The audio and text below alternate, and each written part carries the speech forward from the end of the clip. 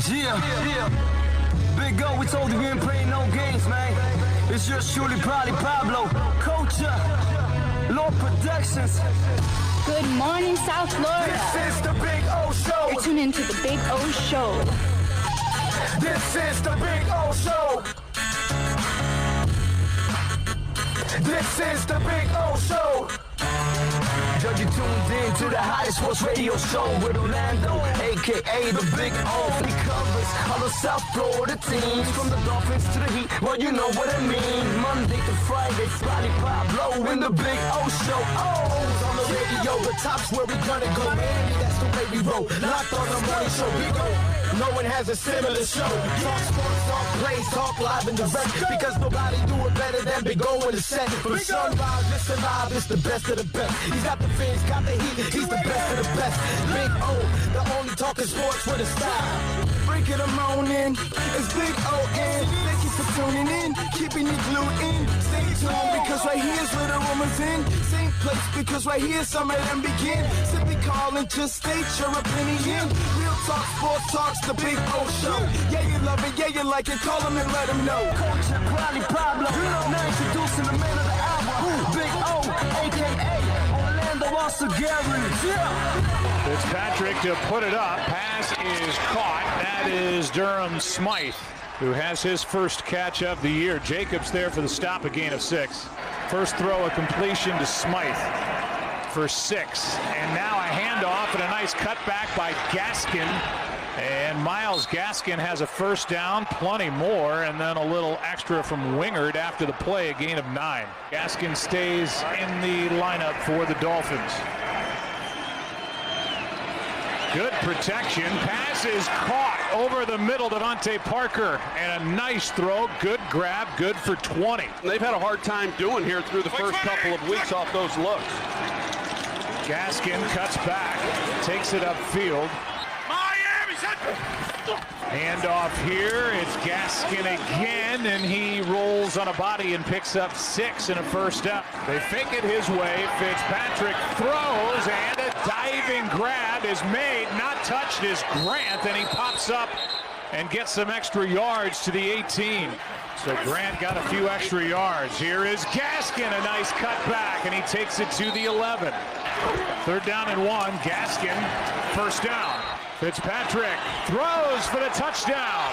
Preston Williams into the end zone from 3 yards out. And that was a terrific start for this young Dolphins offense. Had the one completion to James Robinson, but were able to get off the field. So a good start defensively for them as well. Fitzpatrick can still move and takes it down to the 35. A little toss to Grant.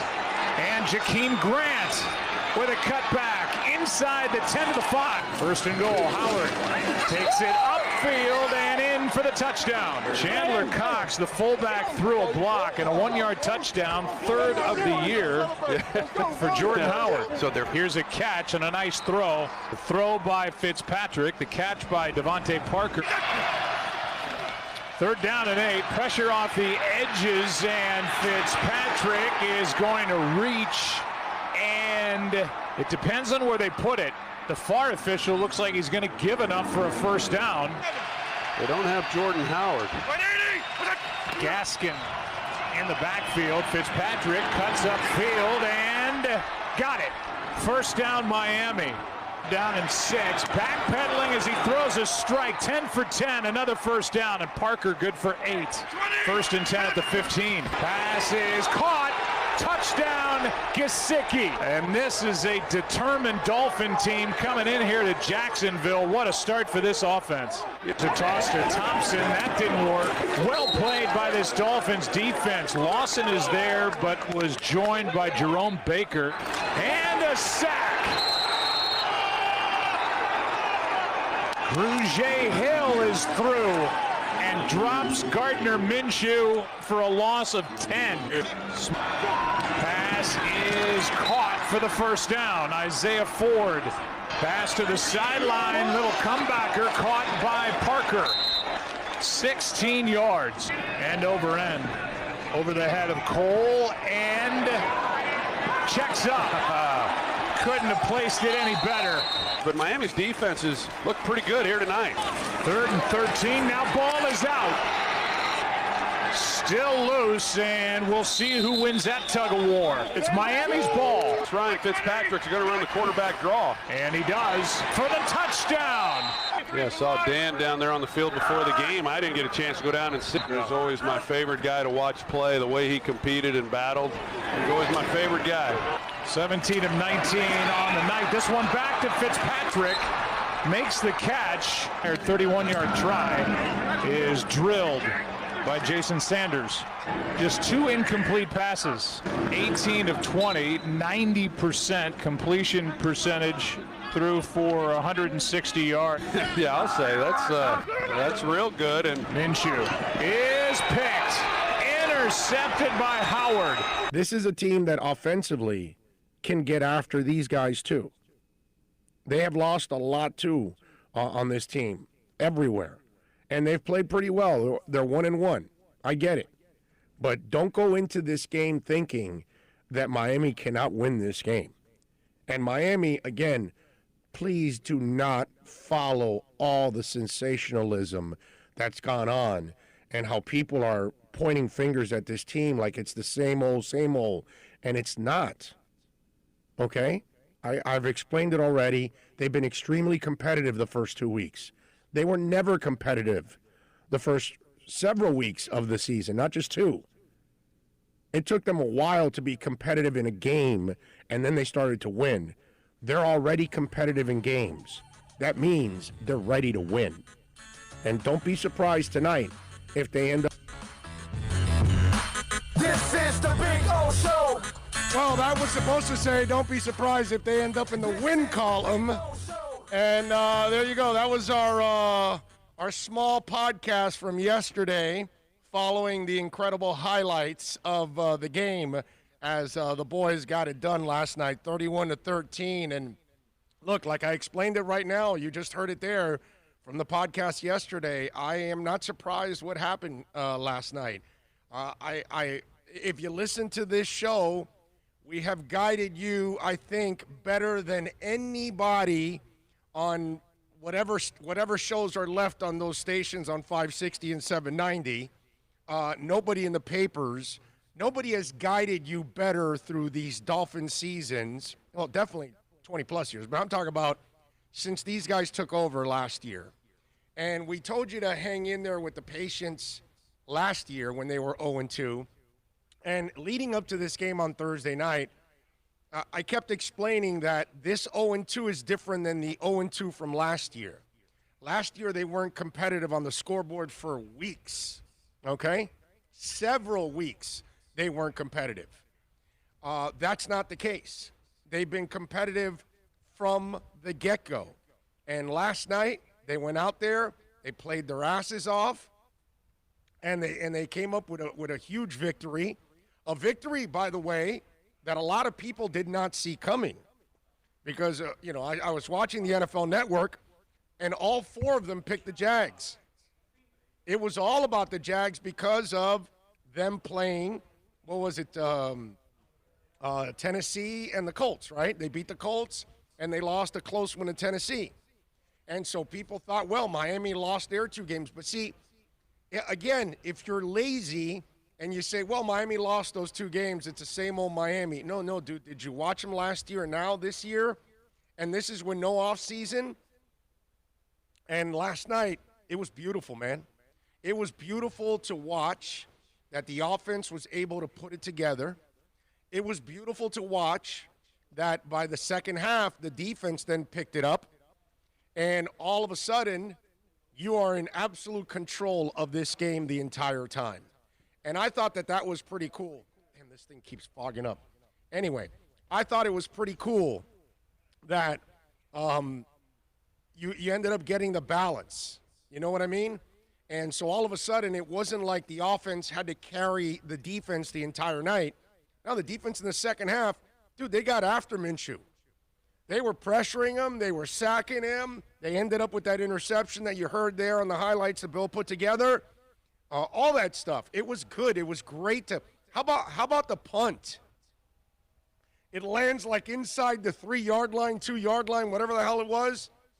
I mean, all those little things just kind of came together, you know? And it's so funny because you have these narratives that are built in, right? And I talked a little bit about it last night. I sent out a text, you know, oh, well, no, you've got to start Breida over Gaskins. Well, that's stupid. You start whoever's playing better right now. And so you've got to go with Gaskin, who's played really, really well overall. Oh, the defense is overrated. They paid too much money for these guys. Well, they ended up getting their sacks. Let me give you a little nugget, okay?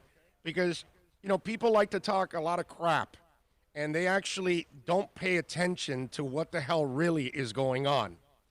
What was the media saying about, and fans, about the Dolphin defense the first couple of weeks? They were saying no sacks. Is that what they were saying, Bill? No, they're not getting any pressure. None of that. Exactly. That was a big thing. All right, and remind me, Bill, who are the two teams they played in the first 2 weeks? Running quarterbacks. Which we mentioned many times, right? And those running quarterbacks are from New England and Buffalo, correct? That's where they be. Okay, so in those two games, you know that they only picked up 3 sacks, right? Okay? Now, I don't know if you know this, but when Seattle played New England, how many sacks do you think they got? Like us, right? 1. They got 1.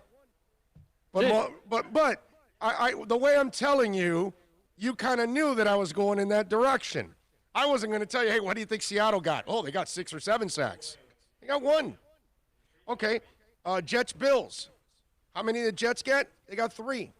Total against Cam and Allen, 4 sacks. You know what Miami got against those two guys? 3. But if you just want to spin everything negative and the sky is falling and that this is the worst, oh, no, but why are you playing Gaskins? You have to play Breida. But why do you have to play Breida? Because you say so? Because you write it in the paper? Because you say it on radio? Because they traded for a 5th-round pick?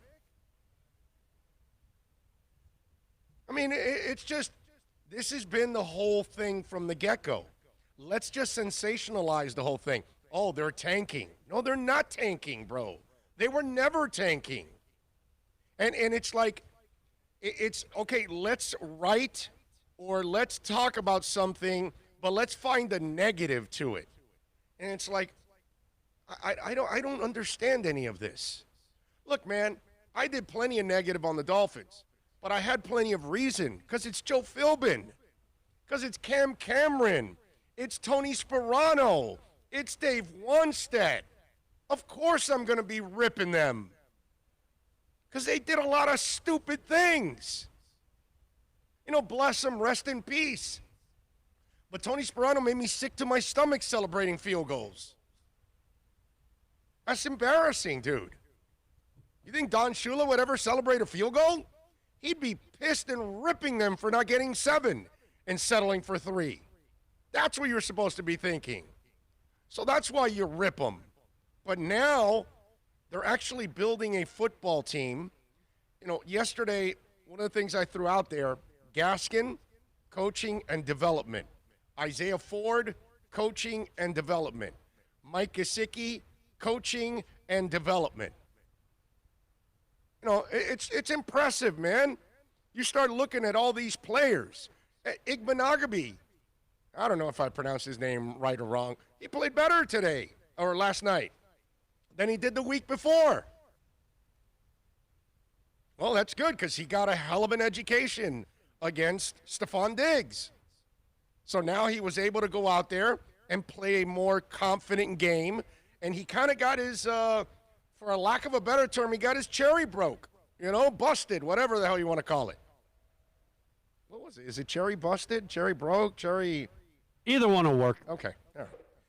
I mean, it just, let's just spin it so we can find something to stir it up. You know, that's kind of what I've been seeing with the Dolphins. and some fans and media members and things like that, and it just kind of it's weird, dude. You know, the other thing was I was getting on Twitter, well, why don't we play Tua?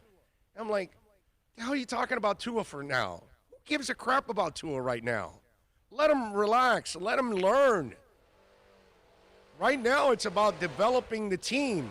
And Tua's not going to develop Gesicki the way this guy is. Not going to develop Isaiah Ford the way this guy helps you develop him. Right now, Tua's not ready to do the things that Fitzpatrick is doing. You know what I mean? It's like, I don't get it. Like, enjoy the moment. The Dolphins are playing really, really well. Well, no, let's get Tua in at the end of the game. For what? Some backup in Jacksonville can take a cheap shot at him? And what's he going to do late in the game? The game's already in hand. What's he going to do, hand off a couple times? Is that really what you want to do? Come on, man. I mean, it's just, man, enjoy what Fitz is doing. Enjoy that the defense showed up yesterday, special teams showed up, offense showed up. I mean, it was fun, man. Short week, on the road, not a packed stadium, but they had their fans there, and they were quiet the entire game because of Miami. Hell, they scored on their first 3 possessions. It just, to me, I just don't understand the way things are being covered with the Miami Dolphins. And the way fans nowadays, you know, I tell you guys this all the time. Stop thinking about what happened 5 years ago and 10 and 20 years ago. Stop thinking about all the things that you went through the last couple years. Things are different. They're headed in the right direction. You know, some guy sent me a tweet yesterday. He goes, well, I still don't trust the defense. And I go to him, dude, they're in the 3rd game of year 2 in a real, true rebuild. This is a real rebuild. Not the human Jenga that they used to play here with the Dolphins, that they take 2 or 3 pieces out and slide the other 2 or 3 pieces in. No. That's not what they're doing here. They tore this thing down to the bone. They got practically rid of everybody. And this is a real rebuild. From scratch, like an expansion team, even worse than an expansion team. Because expansion teams, half the team is usually veterans that have experience, and that's kind of what you do with an expansion team. These guys went as young as they could possibly go. I mean, they were bragging on the pregame show, youngest team in the NFL. They've got nobody over 30 except for Fitz, yada, yada, yada, all that crap.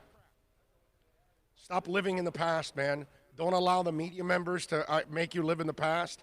Don't allow negative fans to make you live in the past. This is a different organization. Okay? And while everybody was, you know, a lot of people were negative about the 0-2, I kept telling you guys, this is not the same 0-2. These 2 games were winnable. They cut that New England game to 3 late in that game. And the Buffalo game was lost by 3. They make a couple of plays that they didn't. They win that game. Buffalo can't walk out of there going, oh, yeah, no, we dominated. They had no chance. No, Dolphins had a chance in that game.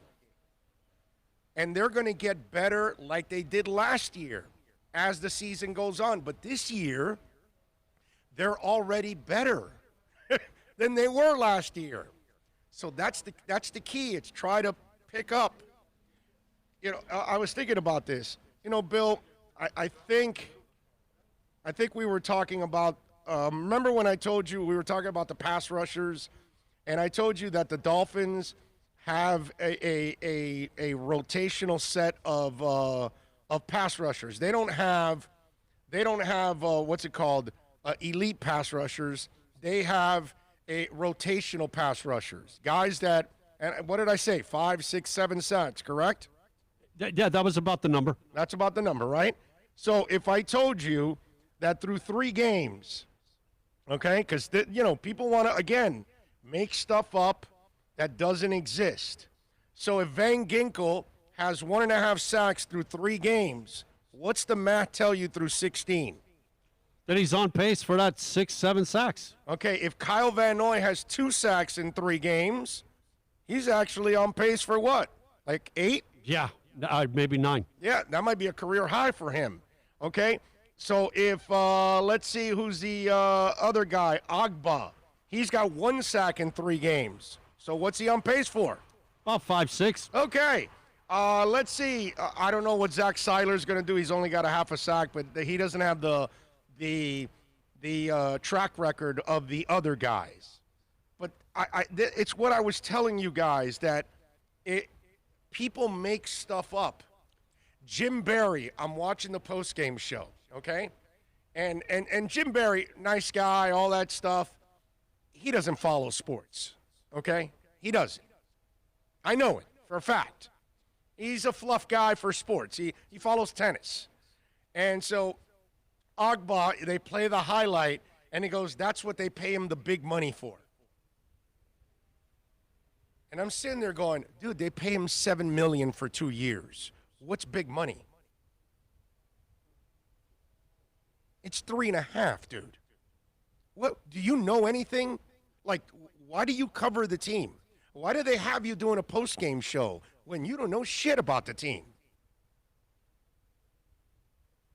You know, because, you know, it's the whole label of, high ticket. Remember, we went through this already. High ticket free agents. Kyle Van Noy's the closest one, and it's a 2-year deal. The only big money was Byron Jones. That's big money, big signing bonus. You're tied to that contract for 3 years, at least. The other ones, you can wash them away. You remember what the Heat tried to do with Whiteside, Tyler, James Johnson. Remember they told us these were all interchangeable contracts, and I called that bullshit right from the get-go. I told everybody right from the get-go, those are not interchangeable contracts. Okay, all the writers were writing it. Everybody was buying it. I was the only one in town not buying it. Sorry asses aren't going to be interchangeable, and sure enough, they weren't. I mean, that organization's awesome, but at that moment, they made a huge mistake. Well, the Dolphins did make interchangeable contracts. Okay? That's how they do it here. Their contracts are very interchangeable. Kyle Van Noy doesn't work out, they're out of that contract in 2 years. Part of the rebuilding process. If he plays well in 2 years, they hang on to him for the third. And then maybe if he does it again, then they give him the fourth. Or maybe a year extension or something like that. That's what'll happen for a guy like that. It's not a contract that's crippling. You know, again, it's just let's sensationalize all this crap is what we got to do in order to cover the team so we can create drama. Receivers can get separation. Okay, let's study that. Isn't it that Devontae Parker has a hamstring injury? So he's not full go yet. So, of course, he's not going to get separation. Isn't Preston Williams coming back from a knee injury? So, of course, he's not himself this year. Everybody knows. Here we go, Bill. 101 injury expectations from a knee injury. When are you supposed to be back, Bill? Oh, man, a knee? It's going to be there for a while. So, no, but I'm saying what year is it normally? Oh, the next year. Right, the second year. Everybody knows that. So it's like, well, they can't get separation. Well, wait a minute. Hold on a second. Okay, they can't get separation, but do you watch them catch balls? They're using their bodies. And in fact, Devontae Parker has gone from the guy that's soft and always out to a tough mofo. I don't know why he's out there with that hamstring. Tough mofo. 5 for 5 targets, catches last night. Concussion last year, comes back and scores 2 touchdowns the following week. Remember that? Now the hamstring, the guy says, no. I'm not doing that. I'm not going out. I'm staying in. I'm going to help my team. Preston Williams, he could still be rehabbing maybe. No. I'm going to help my team. Why don't we talk about that? Instead, well, no, they can't get separation. Well, dude, why don't you talk about their toughness? That's what you got to talk about. Like, these two Dolphins are laying it on the line every week that Devontae Parker's gone from the guy labeled soft to now tough as hell. Or whatever, at least trying to be, tough. And he's showing us. Why not write about that? Write about the toughness of those two guys. Write about how Isaiah Ford has done an excellent job as a slot guy. Write about how Jakeem Grant was used perfectly yesterday as a returner, as the end around, the catch he made close to the sidelines. It wasn't a great pass, and he had to Chucky Carr it, and he did. And I love how they used him, that they didn't use him all over the place. They spot here, there. It's just, it just kind of pisses me off. You know what I mean? Because I don't mind if you are sorry and you're incompetent and you're not doing things right. Point it out, bro. I got no problem with that. Okay? No problem, as you all know, because we just got Dale Talon fired. No problem. When it's incompetent, I'll let you know. I'll let you know what I feel about the situation. And with the Panthers, I let you know. With the Dolphins, I let you know for the last 20 years. Right now, these guys know what the hell they're doing. Oh, by the way, is Chan Gailey too old still? Because he schooled the hell out of Jacksonville. He called a beautiful game, man. Players executed, and that's the other thing. Oh, why bring Chan Gailey out of retirement? Well, maybe because he has more experience than 10 of the other guys that are available combined. Maybe because he's taught all kinds of offenses, including spreads, which is what they're using now in the NFL. Maybe because he knows the quarterback that we have in place right now, so the transition will be a little faster. Nobody ever thinks about these things. It's just, oh, he's old. What does that mean, dude? What the hell does that mean? That he can't do the job? Man, it's just, I tell you, these are the things that just piss me off.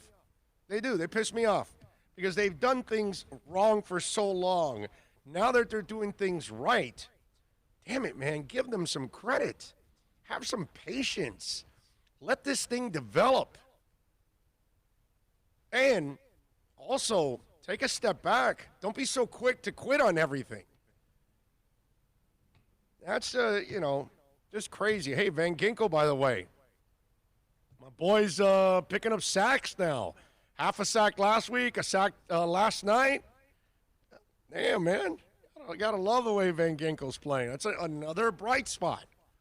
Kid that had some injuries early in the season last year, then finally got healthy towards the back end, showed us a little something, not enough, but he gave us a tease. They're like, hey, we got to see a little bit more of that guy. And we are now. I like it, man. I like what I'm seeing. I like what I was seeing 0-2. And that's why I said yesterday on the podcast, they're ready to win, man. They are. They're right there where they weren't last year. They weren't even close to this last year. They weren't close to this in the first couple weeks. A positive for the offense, some of the little wrinkle plays they implemented on a short week. Yeah. That's good stuff. Everything was good last night, man. Everything about last night was so awesome. You know something? I'm looking at so freaking fun. Dude. Looking at some of the stats. I mean, they are a little pedestrian. The 18 of 20 is incredible. I love the 5 targets to Parker and the 5 to get sick and 5 for 5. Everything else is just kind of okay. But it's efficiency, my brother. You know what? Exactly. That's what it is. That's exactly what my point was going to be, because if you think back in the day of Dallas when they were winning their Super Bowls, what's Aikman's stats? 20 of 25, 20. Right. Efficient with what? 220, 210, 2 touchdowns, you know? Yep. It was Emmett. Emmett would be the guy that would have numbers and stuff. Yeah.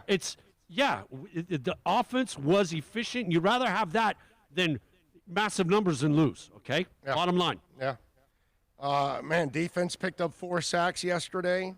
Ogba got half the sack.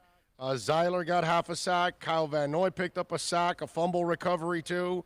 And he put a running back. I mean, he blew that boy up, dude. That was good.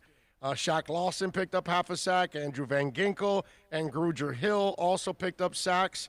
Grugier Hill had 8 tackles too on top of all of that. That was good, man. That was a lot of fun. I don't think anything happened to X, by the way.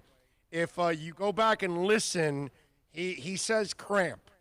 And so it looks like when he got the interception, they were celebrating, and he kind of reached for his knee. I think it was like a cramp. And that's why nobody was looking at him after. Nobody has said anything. So, and he gets 10 days now to rest and get ready for Seattle. By the way, he's not playing at 100%. You know, it's a lot of Dolphins that aren't playing at 100% yet. Okay? Give them a break and give them a little love. The boys are playing their asses off.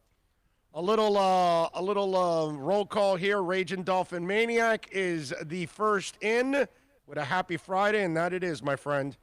Flipside Fishing, Ian from Brooklyn, Antonio Morales. Matthew Walker's in. Mike is in. Will Chavez, Manny J. Snow, Big Rig, Big Elite, John Santos. What a game last night. Mike Gesicki's turning into a beast. Yes. Excuse me. Anyway, so for those of you out there, and we got our first super chat of the day. Drew Boo, thank you, sir.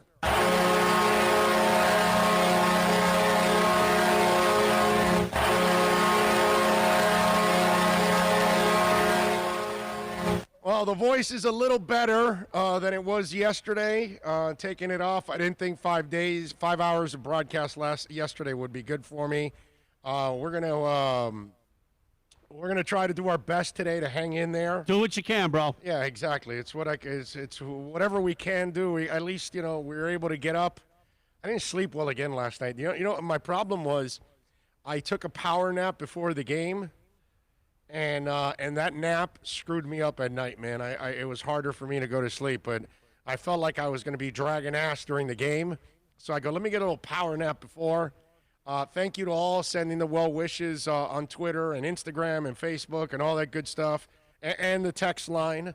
Also appreciate all of you out there for reaching out, man. We needed you to be rested for the game because, of course, when you yell and scream, they could hear you through the TV. I mean, you know. That's the idea. Of course. That's the idea.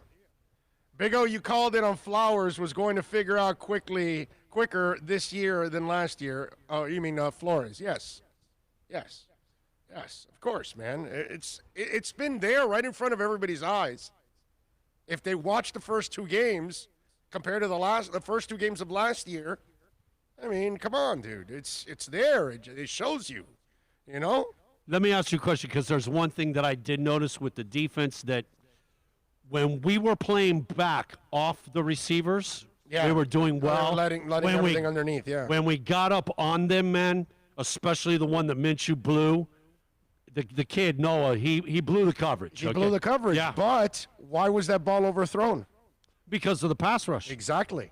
So that's teamwork right there. There was the other one that so Noah screws up, but because the pressure on the QB, it's a team. Forced him to get rid of the ball. So again, I'm just saying. No, you're before right. we get all happy that but my man, he's not going to turn into Pat Surtain in the second game. I know, but you know what? When X got up on the receiver at the end of the game, remember he had the one go right through his stomach. Yeah. I'm just saying our secondary was supposed to be our strength. So that means I should be able to get up right on the line of scrimmage and beat you right off the line and not get away. But you got a rookie doing that. So right now, you if you had Byron Jones there, maybe you could do that. Then you do what you're doing. But right now with the rookie, it's kind of like that safety has to be worried about that side. The safety's probably going, screw X. He's by himself. He's got him. Right. I don't even have to look on that side of the field. He's Tom Hanks. He's cast away. He can live with the freaking volleyball out on the corner there by himself. Go ahead. I'm going to worry about the kid. And that's probably what you do in something like that. But again, he played better than he played last week. There's no doubt. So that's where the scheme helped. Yeah. Okay. And obviously, like we talked about. By the way, he had a couple plays where he was press and he was up close because he made a play and everything. You know what I mean? Because he was kind of celebrating it and everything. Yeah. That was one where he was up on the receiver. But I just think it's one of those things that we've got to be patient. It's a young corner, but he made progress. From last week to this week, he played better. Now, was he perfect? Of course not. Nothing's perfect right now. Then the other caveat I'm going to throw, they didn't have Chark and he is a difference maker as a receiver. I thought he was going to play. Yeah, it hurt my fantasy team. He was in the lineup and didn't play. Thank you.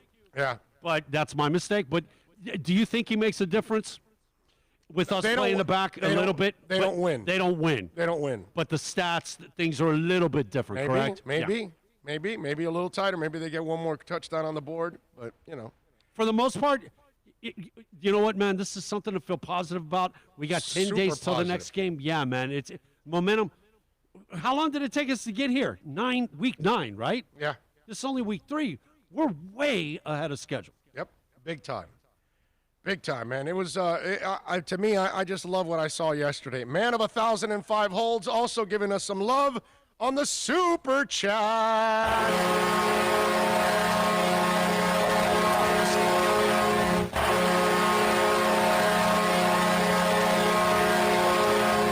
And Mike No by the way, Man of 1,005 holds says, wait, Big O, live. Great to see you back. Hashtag Fins. Thank you, Man of 1,005 holds. It's good to be back. I figured maybe today, I was worried. I got to tell you, I was worried about me doing the show today because I didn't know if my voice would hold up. And it's actually held up pretty well so far. I've been talking for a straight 45 minutes almost. Or no, we started late. The concern whatever. for me was the elements, being outside. It's a little different, if it rains, blah, Yeah, but this heat and humidity is good for me. It's good to sweat. And for those of you that are just tuning in, maybe you didn't catch up with the podcast yesterday because we did not do our shows yesterday. We were supposed to be in 2 different places yesterday, but I could not make it. It was just not the right thing to do. I was really hurting bad. And maybe somebody out there might be able to help me. Let me give you something weird, okay? That happens to me, and it happens to me maybe about on average once a year. I screw up, and it happens. I have to sleep with my mouth closed, okay? I have to get my bed sheet and fold it over twice, not even one time. Fold it over twice to, put some thickness to it, and then I have to cover my mouth with it, and I got to hold it with my hand all night like that. That's how I have to sleep. I'm a sideways sleeper, one side or the other side. So either arm is the one that's got to hold it. And so psychologically or whatever it is, while I'm sleeping, that hand has to stay there. Okay? It's not fun. I've tried the medical masks. Problem is, since I'm a side sleeper, the rope over the ear, oh, dude, your ear starts hurting. I mean, it's just a pain in the ass. So I don't know if you guys know of anything that I could cover my mouth with. But my problem is, about once a year, I'll screw up, maybe even twice a year sometimes, and not even Nature Bee can save me from this. Nothing can save me from this. My mouth opens, and then I breathe the cold air in on a consistent basis, and boom, my throat explodes. Okay? It's not COVID or whatever. No, I don't have any symptoms of COVID. I have no fever. I have no dry cough. I have nothing. I just have the throat and phlegm. That's it. And so, just in case if any of you are, because that's the first thing we all think of nowadays. Oh my God, does he have COVID? And thank the Lord I don't, by the way. With 5 stents in my heart, I don't want COVID. I don't even want to take the chance. Who knows? Maybe I already had it and I don't even know. Back in February when I got sick badly. The whole house got sick. But anyway, so that's my problem. And so I ended up getting sick. And I could not do the show yesterday. It would not have been a smart move by me to go do the show in that kind of condition. So I stayed home, slept as much as I could, drank 2 gallons of water practically. Obviously did all the things that I could do, take the medicine, all that, and I'm here, 24 hours later. I was afraid that I was going to have to take off today too, to be honest with you. But, anyway, so if any of you have any tips on something I could do to keep my mouth closed, is there a contraption I can buy or something? I have no idea, but, maybe there's somebody out there that has the same weird issue I do. Okay? Yes. I have a question. Yes. How cold do you have the thermostat set? 70. I'm wondering, man, if you got one of those humidors or the humidifier, whatever, to compensate with the air conditioner to maybe take the coldness out? Maybe they could do something like that. Bill, if I'm just sleeping and I leave my mouth open, I'm done. Doesn't matter if it's cold air or not. Seriously. It doesn't matter. Which, by the way, Super Boom Shack sent me, I think it was Super Boom Shack, that sent me a video from a Joe Rogan show. And it was like this whole thing about breathing. And it was really interesting because when I was done, I was like, okay, because apparently it's actually bad for you to breathe through your mouth. It's not good because the air that goes directly into your lungs has not been filtered whatsoever.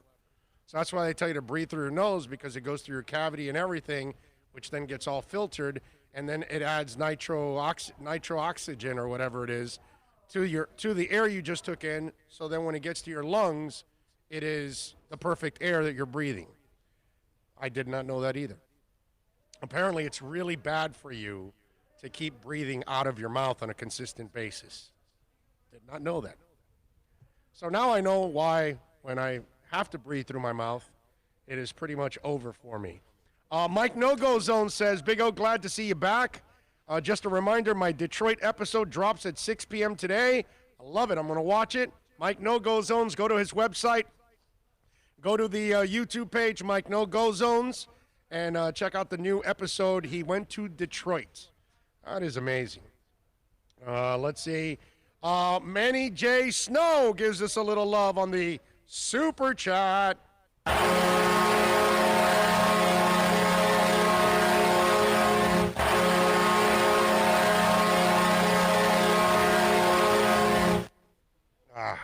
All right, he says,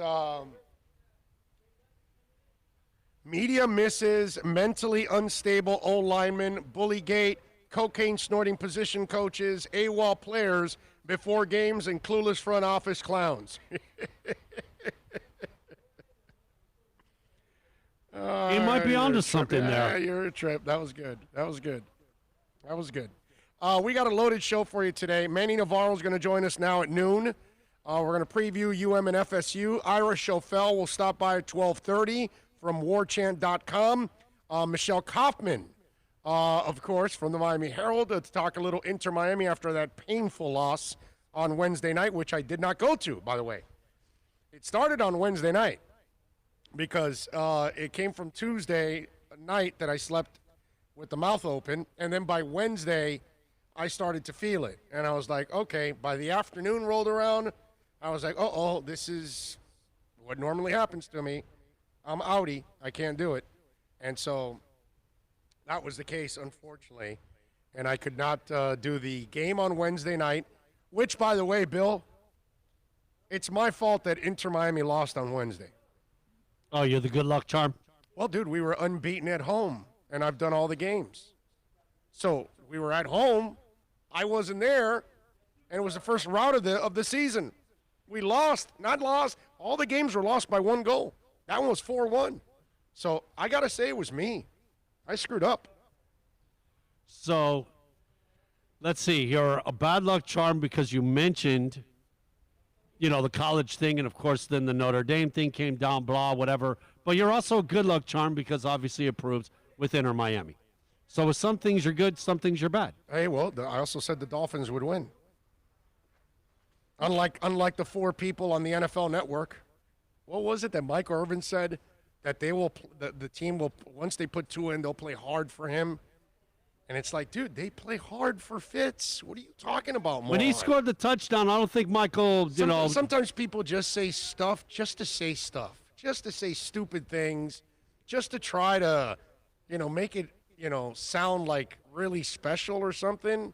Have you watched the team around Fitz? They love the guy. Did you see how they reacted when he scored the love touchdown? That guy, dude. And everybody on the team was piling on him. Yeah. Oh, what's your take on the Finns O-line? Did you see him open up holes in the running game, dude? That was nice. That was nice, bro. Good job by the O-line. And another game of only one sack. Doing well, man.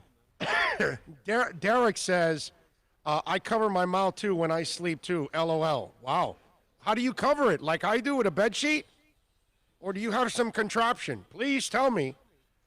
Derek, if you do something that can, not like Flipper 13 that wants me to duct tape my mouth,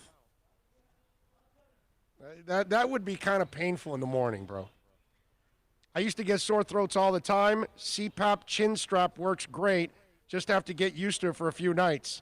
CPAP chin strap. Isn't the CPAP the stuff for like what's that called? Sleep apnea and stuff? Exactly. Yeah, but that's not what I have. This might just be a contraption that covers your mouth. That's all he said, like a chin strap. It's not the whole apparatus hosed up to a machine. Oh, okay. CPAP chin strap. Okay, I'll check it out. Look, man, you got your chin strap on. It's snapped. You're ready to play. Yeah, exactly. Exactly. Radically says was going to post a confession admitting that I think I was wrong about Austin Jackson, but I don't want to put the hex on him, so I won't. Hey, man, Austin is not perfect yet, but he's done a good job so far for a rookie left tackle. He's all right. Alex says Austin will make plenty of mistakes. Man, he's young player for the NFL right now. I agree. I love what I'm seeing from it. Pat sent me the chin strap website link. Okay. Thank you, my brother. Sleep. Antonio says sleep apnea mouthpiece, moldable anti-snoring mouth guard. Okay. All right. Also need to show the Marlins some love. Yes, Marlins won last night. They're down to 2 games they got to win. They play his sorry-ass Yankees over the weekend. We've got and I'm hoping that, look, they're in the playoffs. Who cares what's going on? Let them have the games. I'm serious. I'm going to be really pissed off if the Yankees knock the Marlins out of the playoffs. No, you can't. Not going to be happy. Bill, you can't ask players not to try. No, but the thing is, they're professionals. But you know how they back it off to get ready for the playoffs. Yeah, but you know what I mean? If they're coming to the plate, bro, they need to, I understand. I understand. It. But you don't have to put out your starters, because this is the thing. If one of those guys gets hurt right before the playoffs for a game that really doesn't matter, that's as bad as getting hurt on the 4th preseason game in football. Well, listen, it's Alcantara tonight against J.A. Happ. Okay, then it's Trevor Rogers against Devi Garcia, who's got a 4.88 ERA, and then it's Jose Urena against Clark Schmidt, who's got a 7.71 ERA. It's not like they're rolling out any aces. Okay, Happ has looked good. Happ is the decent pitcher out of the three. No. Happ has looked really good his last 4 outings. Yeah. He has. He's got it going. The kid Garcia has had his moments. His problem is when he gets, like most guys, when he goes through that 3rd time of the lineup, man, it's putting it on a tee. Right. Well, that's how it goes, bro. I mean, that's normal. But the Garcia kid, he's got something, man. The kid can pitch. Rich V says, big fellow Dolphins here. Had an awesome time at the game last night. Hopefully we can build on this. They'll build on this, my man. They're building on all of this. That's the beauty. All right, let's take a break. I do want to tell you about Moody's Dental. Call them 305-821-0231. Follow them on Facebook, Instagram, Twitter. And let me tell you, whether it's filling a cavity, cleaning your teeth, implants, Invisaligns, they are the experts. 305-821-0231. Tell Eric and company that Big O sent you. They'll take care of you like family at Moody's Dental. When we come back on the other side, we are going to talk to Manny Navarro from The Athletic. We'll talk a little U as they get ready to take on FSU right here on the Big O Show. America's premium sport compact sedan is at Acura of Pembroke Pines, and this is how we do it. 2020 ILX, $199 a month, $199. And Acura of Pembroke Pines, the #1 volume Acura dealer. Hey, it's Big O. For all of your family dental needs, please reach out to Moody's Dental. I've known Eric for a while, a big fan of our show. Call him at 305-821-0231. Whether it's you or your kids that need some dental dental help, whether it's implants, Invisaligns, they are the experts. Or if you're just looking to fill a cavity or clean your teeth, or maybe even get a crown, you are going to love the professionalism, the family-like atmosphere. And of course, when you talk about being clean, that's what it's all about in today's society. You are going to go to an extremely clean place. Go to moodiusdental.com, go to the website, follow them on Facebook, Instagram, and Twitter at Moodius Dental. Tell them that Big O sent you, 305-821-0231, or go to moodiusdental.com. Are you tired of watching the same old travel videos on the internet? Well, then check out MikeNoGoZones.com, a travel documentary that's breaking barriers. I go to the places that the media tells you to peer, where no one else dares to go. Baltimore, Opelika, South Side of Chicago, and more. Go to MikeNoGoZones.com. Hey, it's Big O. For all of your CBD, THC, or hookah needs, you got to get on down to VSS West Pines at 12397 Pembroke Road. Yes, they have got legal THC. You've got to check it out. And they've got, of course, when it comes to CBD, flower, tinctures, edibles, for all kinds of reasons, whether it's pain, stress, anxiety, you name it. And don't forget, when you mention my name, you'll get 20% off. Tell the boys out there that I told you to get on down to VSS West Pines, 12397 Pembroke Road, and call them 954-613-3367. Legal THC, CBD, all of your hookah needs. You go to VSS West Pines.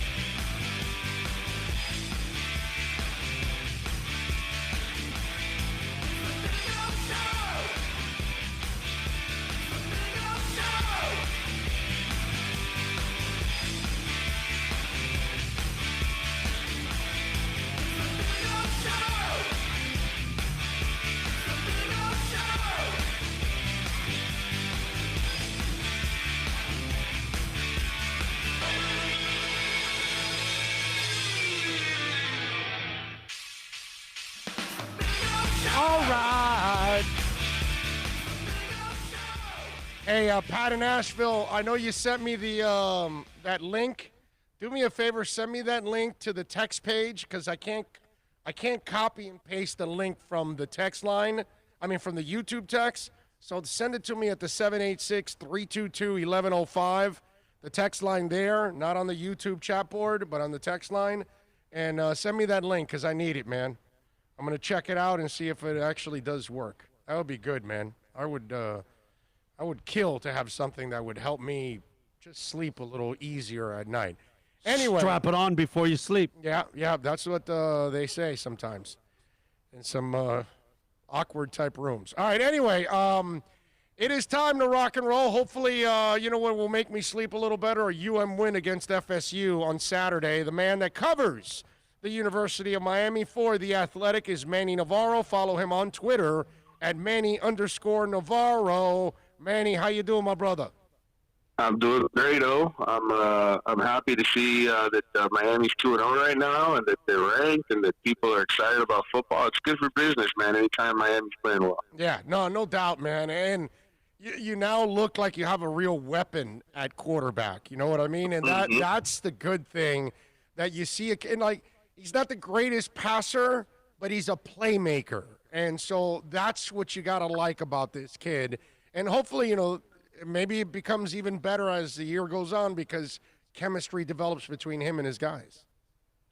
Yeah, I think it's just a matter of time, you know, where those receivers and him get on the same page, and you see a little bit more consistency downfield with some of those throws. But I think right now, you know, the fact that he's got two really good tight ends helps out.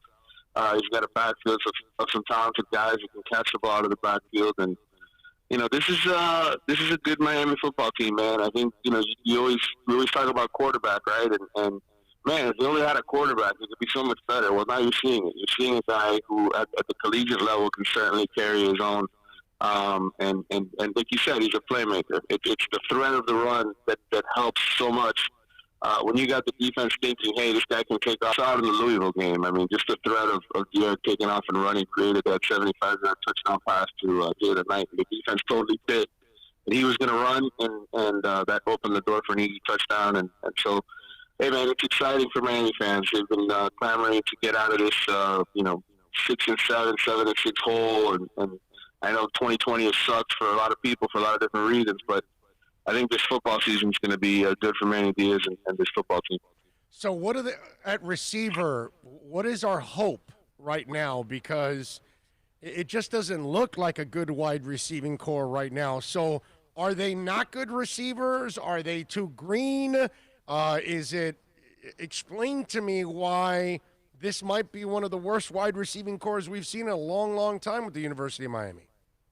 Well, it shouldn't be, because those guys came in very highly regarded coming out of high school. They were playmakers in high school. Wait a minute. You and I have had this conversation hundreds of times already. Oh, I know. But I'm talking about everybody in the country. I know, but it's that star crap is always, and every year we have several of those guys that never live up to these rankings. Oh, there's no doubt. Look, Mark Pope has kind of been a mystery to me, why he hasn't been better, because in high school, as I said, he played in an elite school. He won a state championship.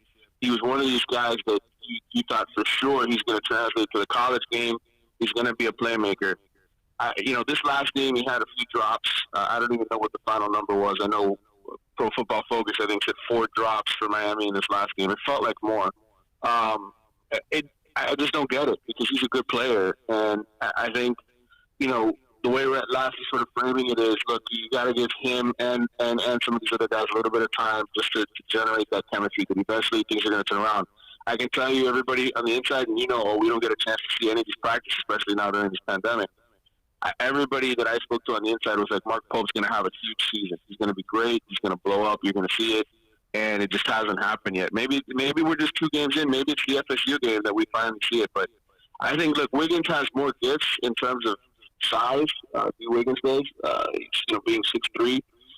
He showed flashes of it last year. Had a long touchdown catch against FSU. Did the same thing against Louisville. They have it in them. It's just the consistency aspect of it. And I like some of the freshmen that they have as well. They just haven't gotten to them yet. I think, the bottom line is Miami can beat some teams without having to rely on the receivers. Now, could they do that against Clemson? No. They're going to need somebody to step up. You got to bring that vertical threat against that team so you can open up things offensively. Their defense is good. But I think, there are certain teams that Miami can beat where you don't need elite receivers because you got elite tight ends and you got elite running backs. Yeah, no, I'm with you there, but it's just, man, I am, and Wiggins was like my only hope out of those guys that I said, okay, maybe this is the one guy that steps up. It would be nice to see one of those. Is it confidence, Manny? Do they? Are they willing to tell you honestly what they think it is? Because you were kind of talking about how green or inexperienced or that kind of stuff, but is there any lack of confidence do you see from those guys? I don't. I just think with Mike Harley, I think he's a good leader. He's a smart, mature kid. I just don't know if he has all of the physical gifts that you need to be excellent at this level. With Pope and Wiggins, I see it the other way around. I see it as, 2 guys who have the physical gifts and the ability, but for whatever reason just don't put it together consistently. And then that's just, again, some guys have it, some guys don't. And I think with this group, I think they have a lot of the ingredients. It's just, can you put it together on game day? And it's just one of those baffling things that at times, they show up, they make a couple plays, but then they disappear for 3 or 4 quarters. And you're just like, well, where are they? Why aren't they doing more? So, again, I think, the other aspect of this all is that Brevin Jordan is so good that you could give him the ball 10, 12 times and be fine with it because he's going to get the job done. Will Mallory, give him 4 or 5 times, he's going to get the job done. So you don't need those other guys every single game. So it may just be one of those cases where at times those dudes at receiver flash, but the bulk of the game plan and the bulk of everything else goes through running backs and tight ends. I tell you, I love the 2 young backs. I think those guys have a lot of promise for the future. But damn, dude, I root hard for Cam Harris. Man, I love watching that kid play. Holy crap. He is a hard worker, and he is a guy who really wants it bad. And I think you saw a difference in him, just the way he's running the ball this year in terms of he can get away from defenses, right? He's got that breakaway speed. When he turned the corner on that 75-yard touchdown run, you saw that Louisville had a couple of fast DBs who had an angle on him, and yet he ran away from them. Like, he still got into the end zone. And I don't know if Cam Harris a year ago gets into the end zone on that play, just because physically he's not where he is right now in terms of size, speed, weight. I mean, he's gotten faster. You can see it. You can see it in the open field. He breaks away. You can see it when he turns the corner. He's faster. The kid works hard. He really wants it, and I'm happy for him. I'm happy for him because some kids, maybe have the wrong attitude. He's always had the right attitude. He's always wanted to work for everything he's gotten. And Miami Carroll City kid, seeing him play their high school ball, I think he's on the cusp, man, of showing NFL teams that hey, I'm legit. I'm a guy you can draft, and he's going to be a solid contributor. Louisville was a decent team, and obviously your first opponent, nothing to shake a stick at. But overall, I got to say that the offensive line's done a decent job, and it looks like it's improved from last year. Well, I mean, Jared Williams is a huge pickup. When you got a starting right tackle who can move, who can handle edge pass rushers, that helps your team a lot. And you can, as long as you've got sort of one of the two sides that you can sort of count on every single time. Hey, it's going to be hard to beat this guy.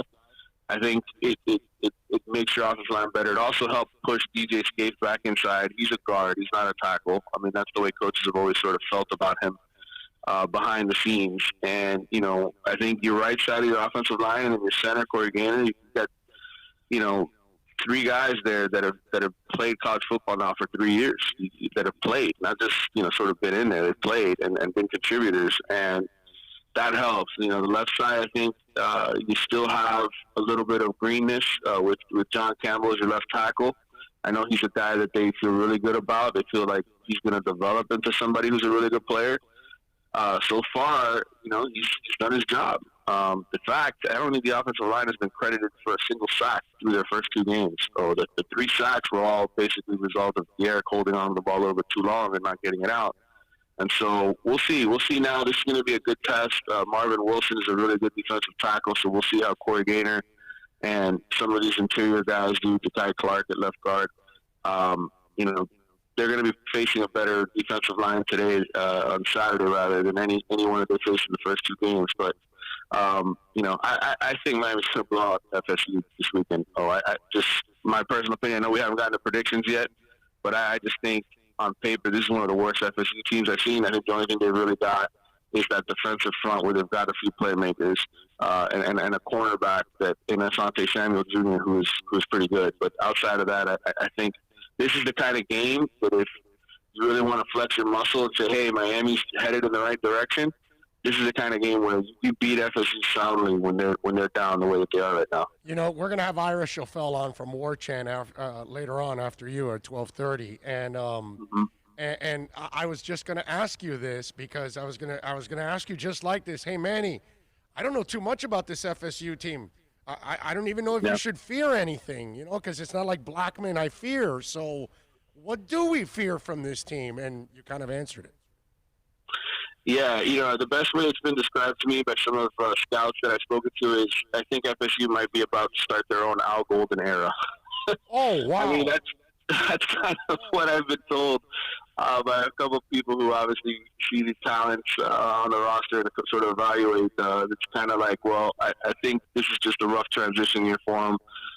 They lost a lot of their elite guys, and offensively, I know they picked up the transfer from FIU, Devontae Love Taylor. He's probably their best offensive lineman, and he was at FIU last year, did well against Miami in that upset last year. But the rest of that offensive line right now is just not a lot of experience, not very good, giving up a lot of sacks, negative plays. They produced 13 points against a Georgia Tech defense that gave up 660 yards and 49 points to UCF. I mean, if you want a measuring stick, where is this FSU offense compared to other teams? That's it right there. They got 13 points against a Georgia Tech defense that is not very good. and so I think you look at the running back position. Blackman obviously started several games. At least you have a little bit of experience with that. But their backfield, Deshaun Corbin and Damian Webb, just not a very. I mean, in terms of runners and elite guys, just not there. I think Corbin's a pretty good, receiver out of the backfield. He had 6 carries for 18 yards in the opener, and then Webb had 13 carries for 39 yards. Webb and the backup quarterback for FSU are the leading rushers. Okay, Jordan Travis, those are the 2 leading rushers for FSU. Receiver, they've got Tamarian Terry, who is a big guy, 6'4", 210. He's probably the one guy that you say to yourself, okay, he's a typical FSU receiver. He's got talent. He can make plays. Everybody else, the tight end, Warren Thompson, the receiver, he was targeted 7 times last week, had 2 drops. He only caught 1 ball. It's not a very scary offense for FSU. Again, I told you earlier, the defense has got a little bit more talent, but offensively, it's probably one of the leanest FSU teams I've ever seen. Well, one thing we did learn, they can actually kick field goals this year. So that's not going to be a problem anymore, right? They can kick field goals and they can block field goals. Yeah, that's right. They did 3 times in the opener. But yeah, man, I just again, it's such a weird year, man, with COVID and everything. Guys opting out. And, obviously their coach is not coming down here because he's got the coronavirus and he's got to be isolated. And it's just it's a weird year. But I think even if it wasn't a weird year, you still look at that FSU roster and it's like, man, it's just not a typical FSU roster. And it's not 1 or 2 guys that have told me that. It's a lot of different people I've spoken to. Yeah, it's crazy, man. I mean, to see the way things are developing with FSU, it's just these are the things that I never saw coming with the University of Miami, with FSU. It's crazy that powerhouse schools like this can suffer such setbacks and be so remedial for so long. It's just a weird thing, man. And when you start, you hire the wrong coach, yeah. All you got to do is hire the wrong coach and spend a boatload of money doing it, and then that hurts your budget. For you got to pay them to go away, and that's what this all comes down to. So far, still too early. But what do you like that you see from Manny and his staff that maybe you see improvements from last year?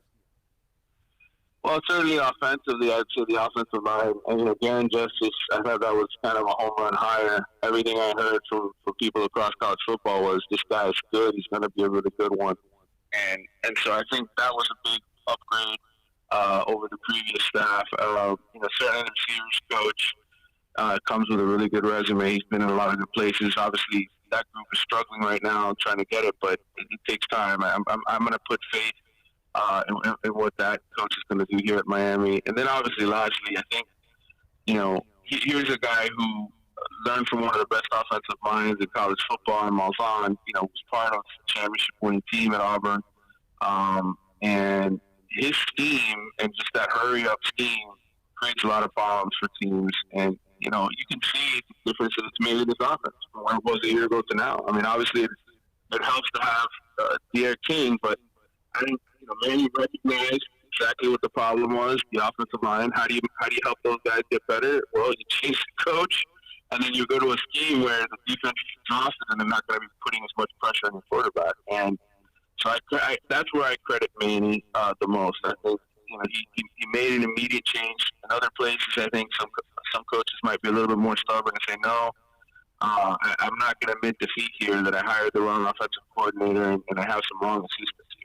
I think Manny, that's what you give him his credit. He made the change immediate, and he made a good change, and it's worked out so far. Yeah, no doubt. I got to give him an A+ for the offseason he had. Now we got to see it all translate on the field, and I guess we'll find out in the next couple of weeks as it becomes stiff competition. And so I guess you kind of gave it away on your preview that I guess you're expecting a route, which I have no problem with that. I'm good with that. I was good last night that the Dolphins made it nice and comfortable. I like those kind of wins. I'm good with that. Yeah, it hasn't happened very often here lately. Even the year that they went 10-0 to start 2017 with Mark Richt, a lot of those games were nail biters.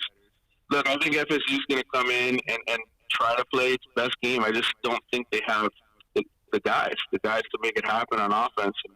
I know Miami gave up some ugly plays defensively against Louisville, but that's a good offense. Like, some of those running backs are really, really good, and Tutu Atwell's fast as hell. I mean, they have guys that are sort of difference makers, whereas I don't see that on FSU's roster. So I'm picking the Canes to win by 3 touchdowns. I think this is going to be, they won by 17 last year. I think this is a 3-touchdown type game. Miami probably wins this like 31-10 or 34-10, something like that, where they're pretty much dominant, and FSU.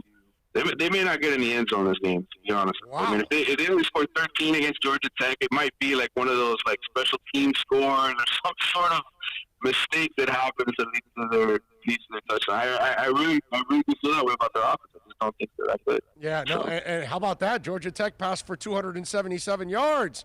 Things are changing at Georgia Tech now that Paul is out of there. Yeah, well, I mean, I like where Georgia Tech is headed. They're finally getting some of those studs that grow up in the Atlanta area to stay home. Not just, those guys always usually go to Georgia or somewhere else, right? To go play. And now I think that coach is doing a good job there recruiting in his own backyard. Yeah, that's gonna be really interesting. What are you working on there at the Athletics so folks can check you out and get ready for FSU Miami? Well, I did a big retrospective. It's the 20-year anniversary of that great game in 2000, wide right 3, where Shockey makes the touchdown catch at the end, and they have the late drive. It's just one of the greatest games ever, I think, in Miami FSU history. And so I caught up with Dan Morgan and Ken Dorsey and Joaquin Gonzalez and Brett Romberg and all those guys, and I did both a podcast and a long story sort of reminiscing about that game, their memories, how hot it was that day, just how loud it was. So that's something that I've got on there. And of course, just full coverage all week.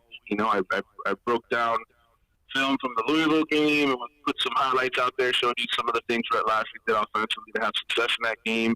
I evaluated the Florida State team. I got a big breakdown there in terms of what they've got coming into this game. Learn a little bit about Amari Carter, the safety, who's, it feels like every week they throw a flag at that guy for a hit. It's like they want to call targeting on him because he's out there and he plays the game physically. But he's really done a good job, I think, adapting of really learning the specialty art that it is to be a free safety hit when the game is going 100 miles an hour. He knows how to keep his helmet out of the way, and he does a good job. So I did an article on that. I mean, there's a lot to read there at theathletic.com, and I still think it's only $1 a month right now. Okay, still $1 a month. So, hey, I would jump on that. I subscribed. I picked up a whole year coverage for $12. Hell yeah, baby! Yeah, man, great coverage. So get your asses out there and sign up for the Athletic. You can get all your local coverage, and then obviously all the great national coverage that the Athletic has. And tell them about the podcast so they know when to catch it. Yeah, Wide Right.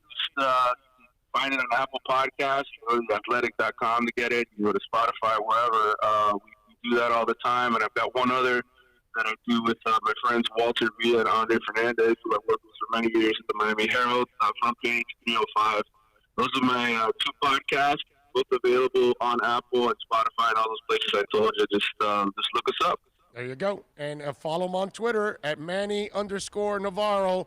Manny, have some fun covering the game, my brother. Should be fun. And I will, brother. Let's hope they get a big win. Yeah, I hope it's lopsided. I'd like to get my story done early. I need some sleep. Yeah. Yes, definitely. That would be a great idea. All right, Manny, you're a stud. Thank you, brother. All right, man. See you, man. You got it. There you go, the great Manny Navarro. When I was looking at this game and breaking it all down and looking at what FSU did with Georgia Tech, and I'm just like, I am so clueless about Georgia Tech. I mean, about FSU. I'm telling you, this is like, I don't know anything about them. And that's like rare to be like that about FSU. This should be a layup. It should. It should. Now, should. We know that it's a rivalry Florida game. State, number one, has NFL speed, NFL talent, blah. Everybody knows everybody because they played against each other in high school, Optimus, Pop Warner, whatever may apply. They know each other forever, and the rivalry factor, usually with those kind of games, it doesn't matter what sport it is. You got to throw out the records and everything. It's probably going to be a game in some capacity, right? So what we got to That's what you should go in expecting. Yes, but I would like an easy win like last night. Last night was fun, bro. Miami was in control. Those all the first way. 3 possessions, man. That was beautiful. Like, come out and punch them right in the face, man. That was beautiful. Alex Diaz, by the way, gives us some love on the Super Chat.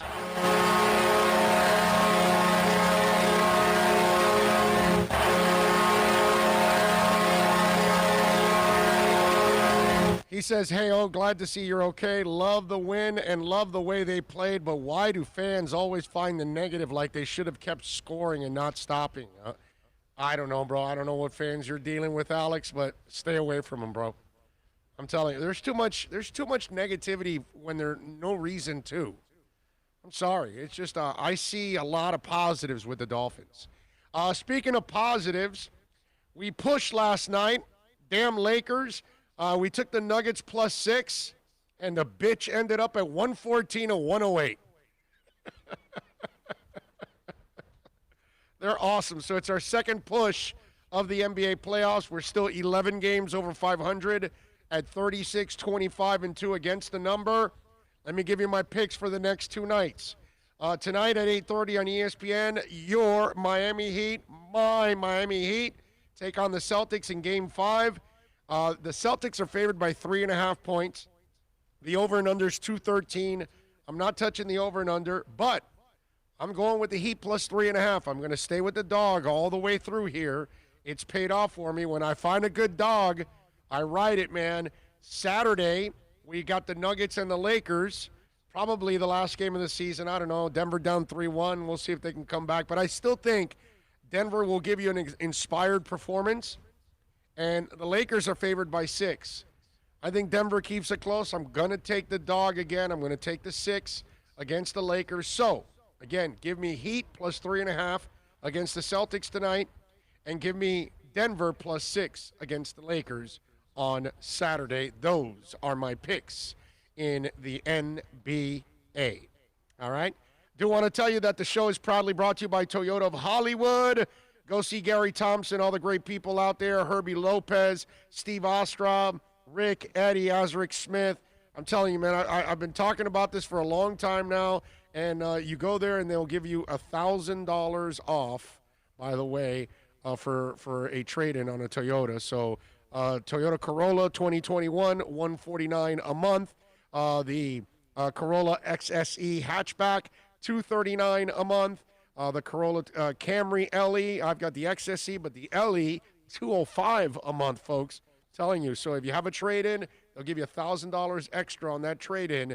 Just make sure you tell them that I sent you, or if not, you won't get that extra $1,000. So tell them, hey, Big O says I get an extra $1,000 for my trade-in, and you're going to get it at Toyota of Hollywood. All right, let's take a quick break. We'll come back on the other side, and we're going to talk to Ira Schofel from War Chant. So we'll get the FSU side of this matchup. Then we'll get back to your comments, your questions, and I got some Dolphins things that I want to talk about right after Ira right here on the Big O Show. Hey, it's Big O for all of your family dental needs. Please reach out to Moody's Dental. I've known Eric for a while, a big fan of our show. Call him at 305-821-0231. Whether it's you or your kids that need some dental help, whether it's implants, Invisaligns, they are the experts. Or if you're just looking to fill a cavity or clean your teeth, or maybe even get a crown, you are going to love the professionalism, the family-like atmosphere. And of course, when you talk about being clean, that's what it's all about in today's society. You are going to go to an extremely clean place. Go to moody'sdental.com. Go to the website. Follow them on Facebook, Instagram, and Twitter at Moody's Dental. Tell them that Big O sent you. 305-821-0231 or go to moody'sdental.com. Are you tired of watching the same old travel videos on the internet? Well, then check out MikeNoGoZones.com. A a travel documentary that's breaking barriers. I go to the places that the media tells you to peer, where no one else dares to go. Baltimore, Opelika, South Side of Chicago, and more. Go to MikeNoGoZones.com. Hey, it's Big O for all of your CBD, THC, or hookah needs. You got to get on down to VSS West Pines at 12397 Pembroke Road. Yes, they have got legal THC. You've got to check it out. And they've got, of course, when it comes to CBD, flower, tinctures, edibles, for all kinds of reasons, whether it's pain, stress, anxiety, you name it. And don't forget, when you mention my name, you'll get 20% off. Tell the boys out there that I told you to get on down to VSS West Pines, 12397 Pembroke Road, and call them 954-613-3367. Legal THC, CBD, all of your hookah needs. You go to VSS West Pines. It's a buyer's market at Toyota of Hollywood. Over 1,500 Toyotas on the ground, and truckloads just keep on coming. Now pay up to 50% less. 2020 Camry, not $29,000, $17,775. 2020 Corolla, not $22,000, $13,775. Buy a new 2020 Toyota with 0 down and 0% financing, or we'll make your payments till 2021 at Toyota of Hollywood, the #1 volume Toyota dealer on 441 between Hollywood Boulevard and Sheridan Street.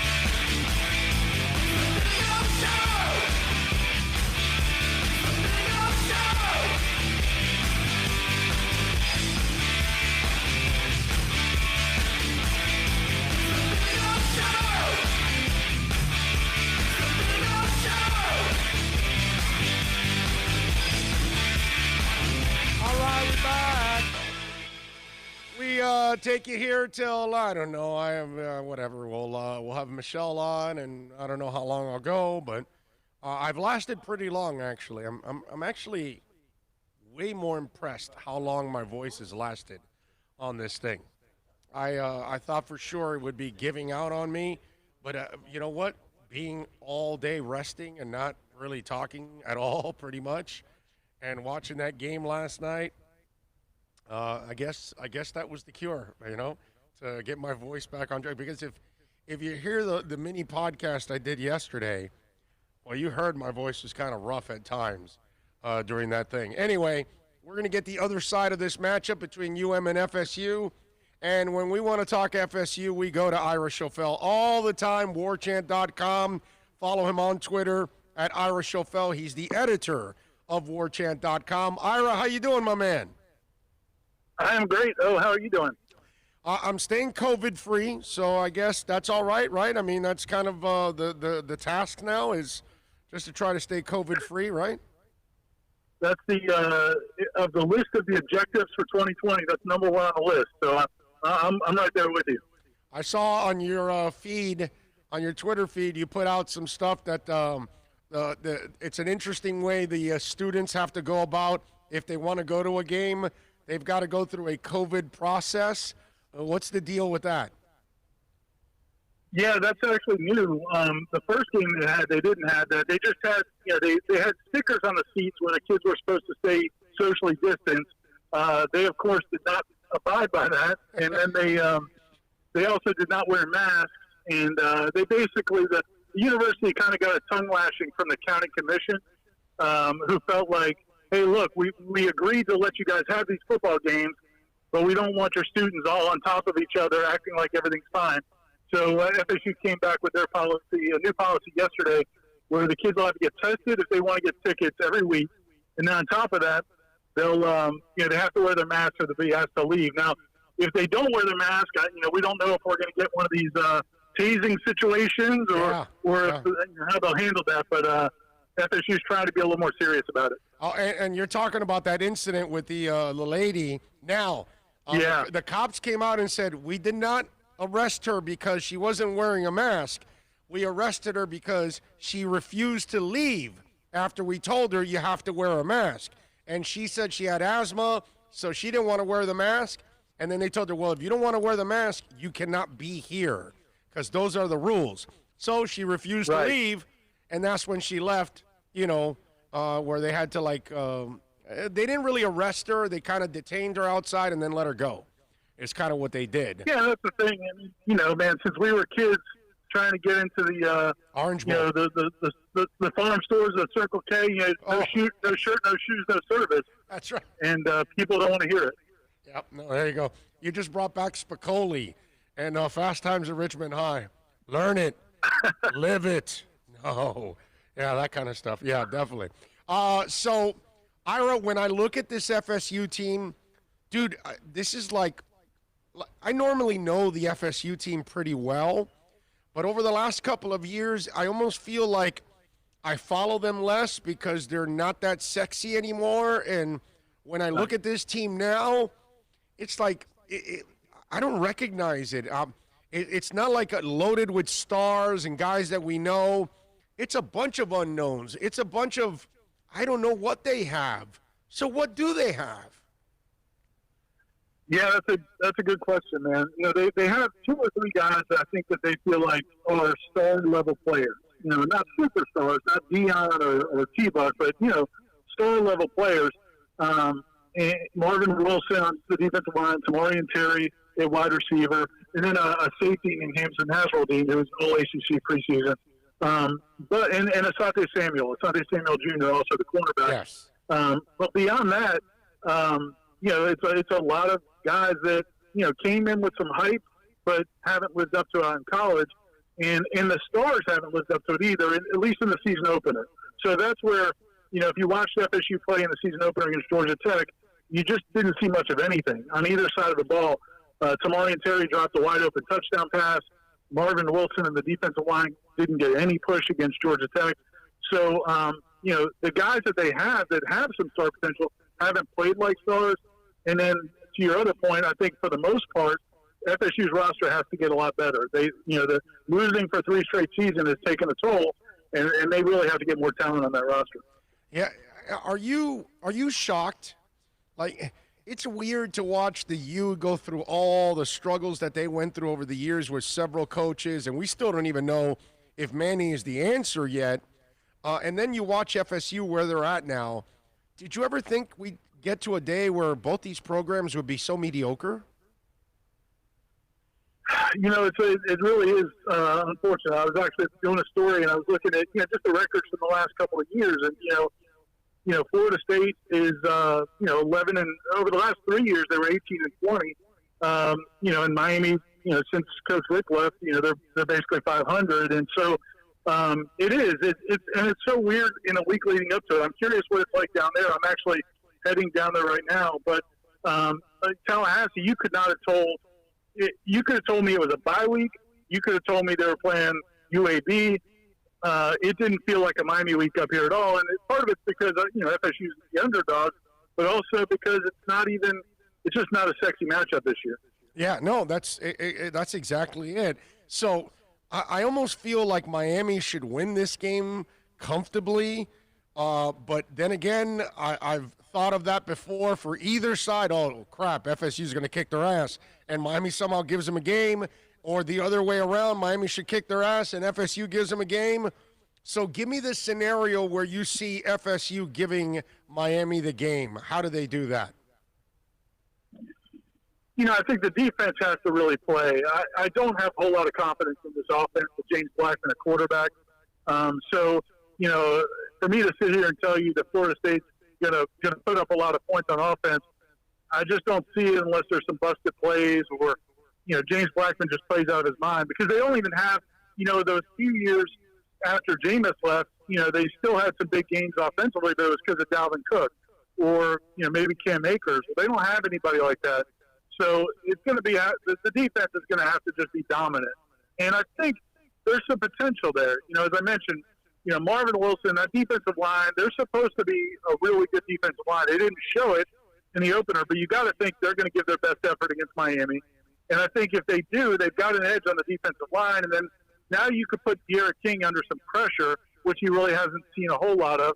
And then on the back end, if you get Hamza Nasruddin back, the All-ACC safety, he missed the season opener. He's coming back from an ACL from last season. That could be a big difference at safety. The big key is at linebacker. They've been really poor at linebacker for a long time. There's talk that maybe they'll move some guys around. If they get better at linebacker, then maybe a defensive performance where they keep Miami under 20, then I think they have a chance. But if the defense doesn't play really well, I just can't see Florida State winning this game. Wow. Okay. All right. That's okay. How is the fan base about this? Because I mean, the students haven't been around long enough, and they rotate every 3-4 years, so it's a whole new group of people. But the town itself and all of that, have they lost buzz? Have they lost interest? How has the FSU football program kind of been treated by the public? There's a lot of frustration, and I think the biggest thing is, it's just the time it's mounted, over time. Jimbo's last year was a disappointment, and then Willie Taggart, was a real good salesman, and he told everybody that the talent was still there. It wasn't a problem with talent, and they just got to get their schemes in and get the kids to play hard and buy in, and this thing could turn around, and it didn't. So now you kind of feel like you've been not lied to a little bit the last couple of years, and then you bring in a new coaching staff that everybody's excited about again. And, Mike Norvell takes more of an old school approach. And, and the media, I'm included, I'm leading the charge, telling people this is a better coaching staff and, the team's going to be more disciplined and more prepared. And then they go out and look like that against Georgia Tech. So the fans are just kind of like, I think they're starting to realize that the talent may be as big a part of that problem as anything. And that's obviously not going to be a quick fix. And then they're frustrated with James Blackman at quarterback, and they just feel like, how good can this team be with this guy at quarterback? So he's just a guy, right? They look at him as just a guy. Yeah, exactly. He's not a guy he's not making anybody else better, and so it's there's a lot of frustration. I think it's I think some fans understand, they got to be kind of patient. You can't just keep firing coaches every couple of years, but at the same time, it's 3 or 4 years of disappointment, and it's tough to stomach. It's crazy, man. I just – and when I look at – I was looking at the Georgia Tech game. The leading receiver was the running back, Corbin, basically. Right. I mean, is that the case? They don't have – because, like, Miami doesn't have great wide receivers either. And I think you'll see that, Ira, that their wide receivers right now are very pedestrian. How is it for FSU? They've got a couple guys. I mean, obviously, Tamarian Terry is the one who's, that everybody's focused on, and he should be that dynamic playmaker. But he's kind of throughout his career, he's been a one-trick pony. He's, kind of a poor man's Randy Moss. He's going to run a lot of flies, and sometimes he hits them, but sometimes, like last week, it bounces off his hands. They have another guy like him. A redshirt sophomore named Warren Thompson, who was the one that had all the controversy with Mike Norvell about the coronavirus. Oh, okay, yes. And he's back on the team, and he started, and he went out and dropped 2 or 3 passes in the opener. So he's a big, tall kid, 6'3", 6'4", can run like the wind, but you have to catch the football. And so they've got talent at receiver, but very inconsistent. Is there any thoughts on rating the basketball team and making them all football players? Because obviously they seem to be getting all the athletes on that campus right now. That might not be a bad idea. I don't know if Leonard Hamilton would go for it, but it wouldn't be a bad idea. I'm telling you, man. Hey, Leonard Hamilton and company, man, they're recruiting their asses off in that school, dude. They're doing a hell of a job. Hey, they might have 2 lottery. They're probably going to have 2 lottery picks in the draft in October. I know. That's why I was saying that. That's why I was saying if I'm the FSU football team, I'm like, I'm hanging around the basketball gym, and I'm like, hey, kid, you ever thought about playing 2 sports? That kind of stuff, because, damn, dude, they're killing it over there. And hey, the other thing, I was talking to somebody about this the other day. Florida State is obviously having a tough time in recruiting right now, and they don't have a lot of coaches on their staff with ties to South Florida. I wouldn't be opposed to saying, hey, Coach Hamilton, why don't you come down on a trip to football practice with us down in Miami and see if you can help us out a little bit. So what do you think happens? This sounds to me like you're giving me a win prediction in this game.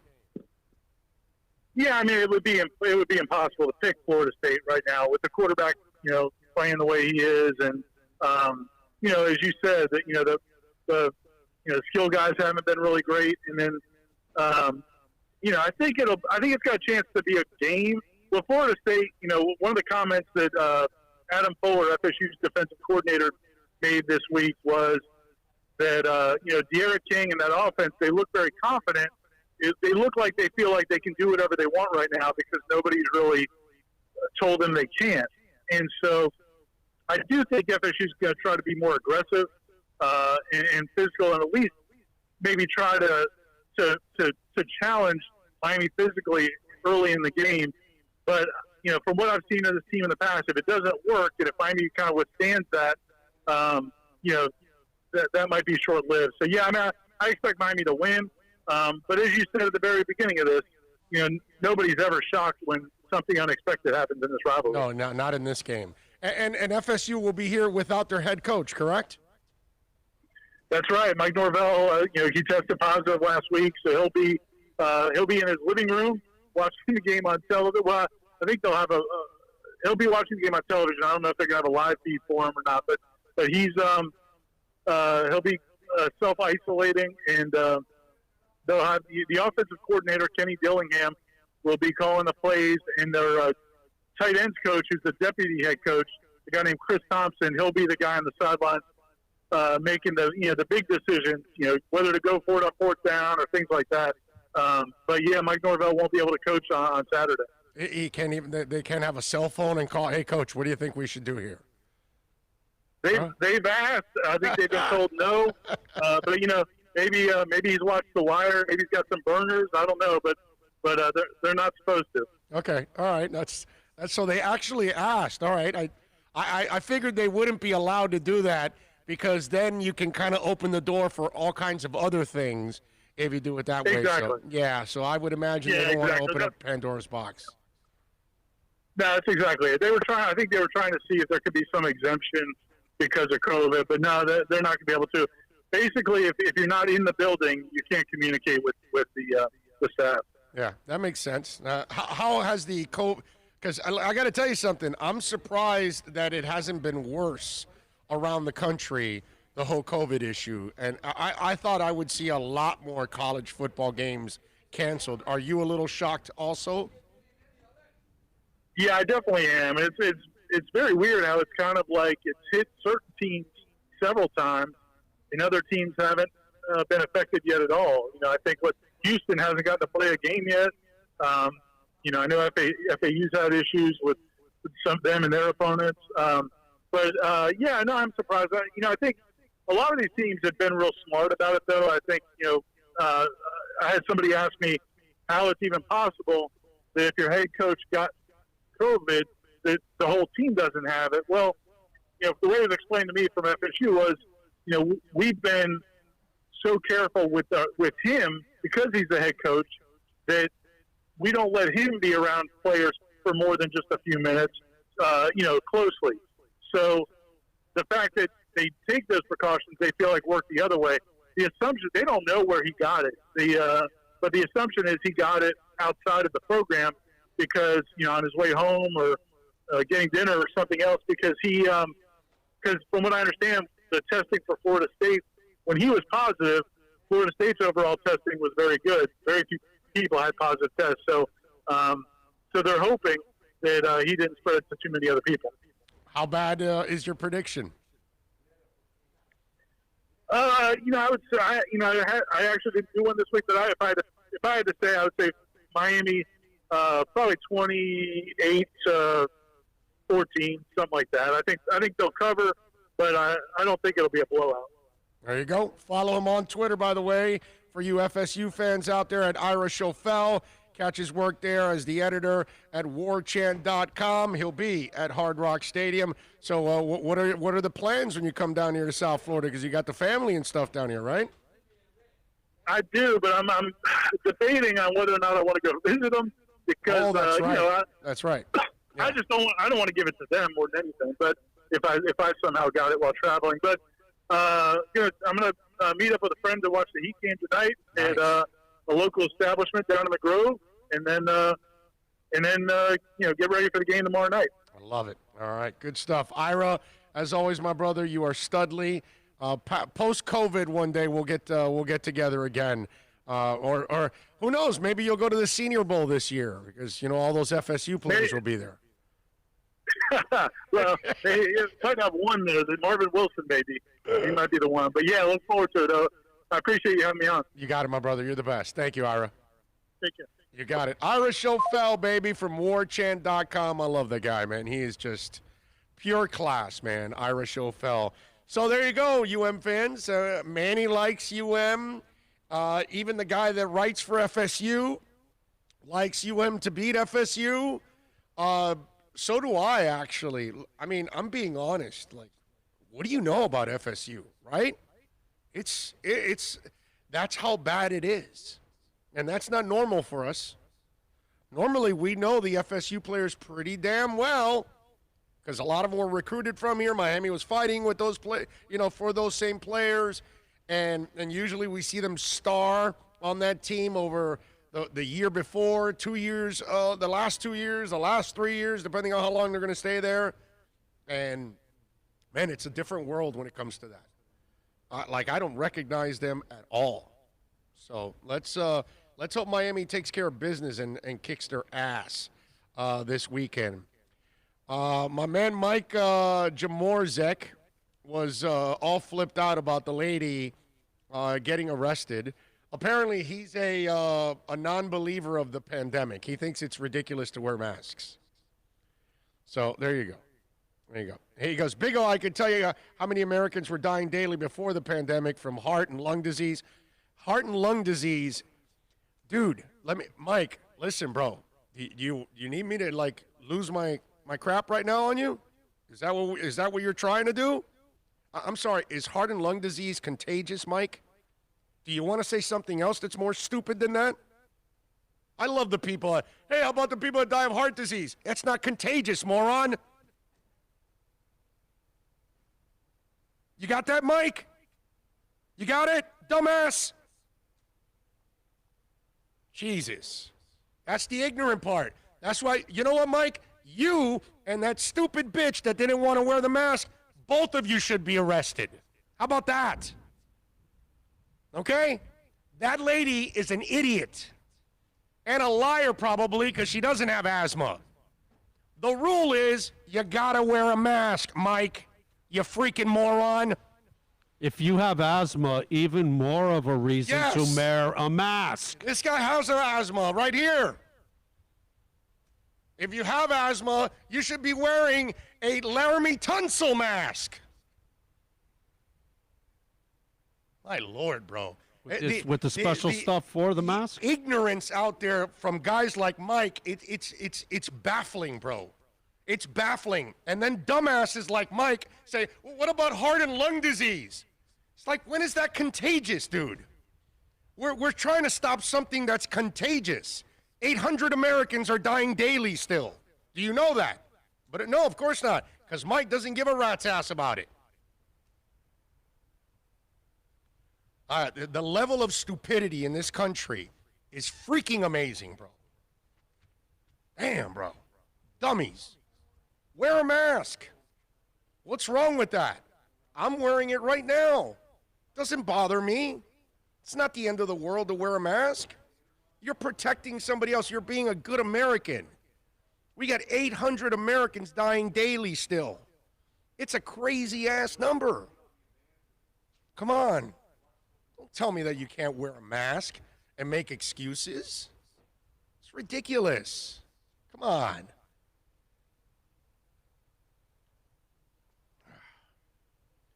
Big O, putting words in my mouth. I wear a mask. The people dying of heart and lung diseases are the vast majority of people dying. Dude, but that's because it puts you out.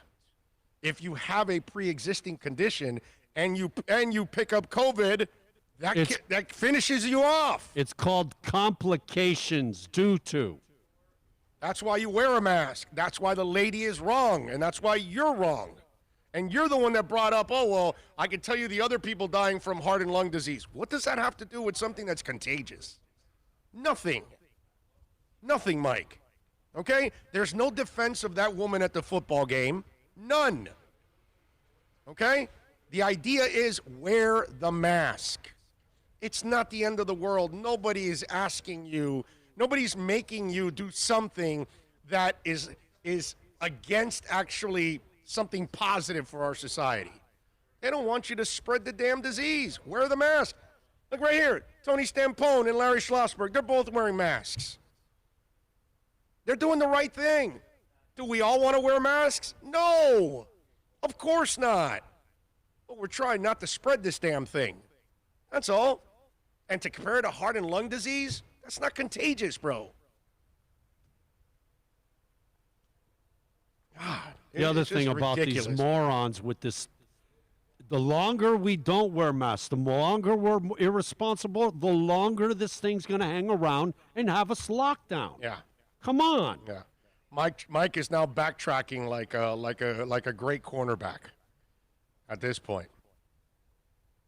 That's what he's doing. I don't get it all. There was nobody sitting anywhere close to the woman. That's you, Mike. I'm reading your text. That's the law, dude. That's the rule. Everybody knows. You're going into Publix, wear a mask.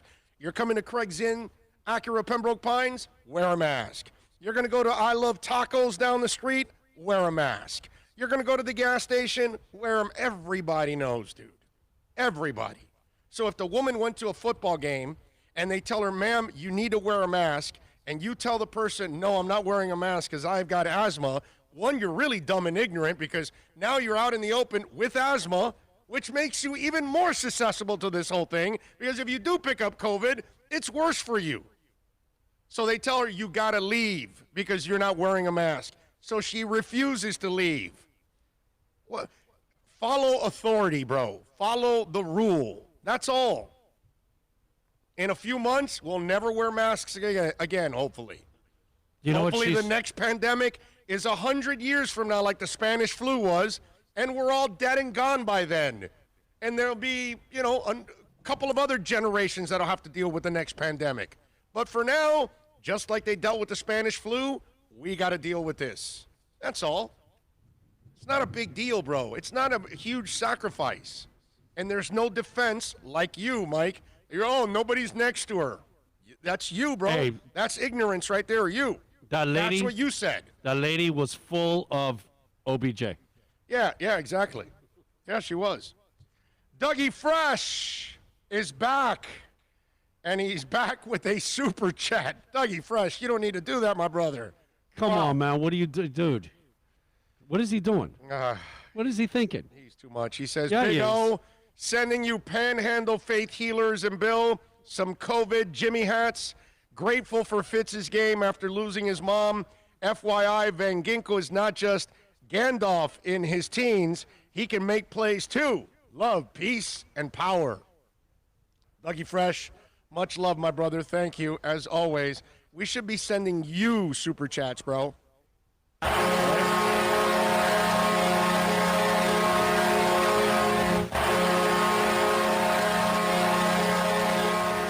By the way, I just also want to tell everybody, when I got this thing with my throat, I went and had a COVID test. And? Oh, negative. Okay, well, I just had to, I wouldn't be here, bro. I know. You think I'm going to be next to you, dude, bro? I know. I'm joking.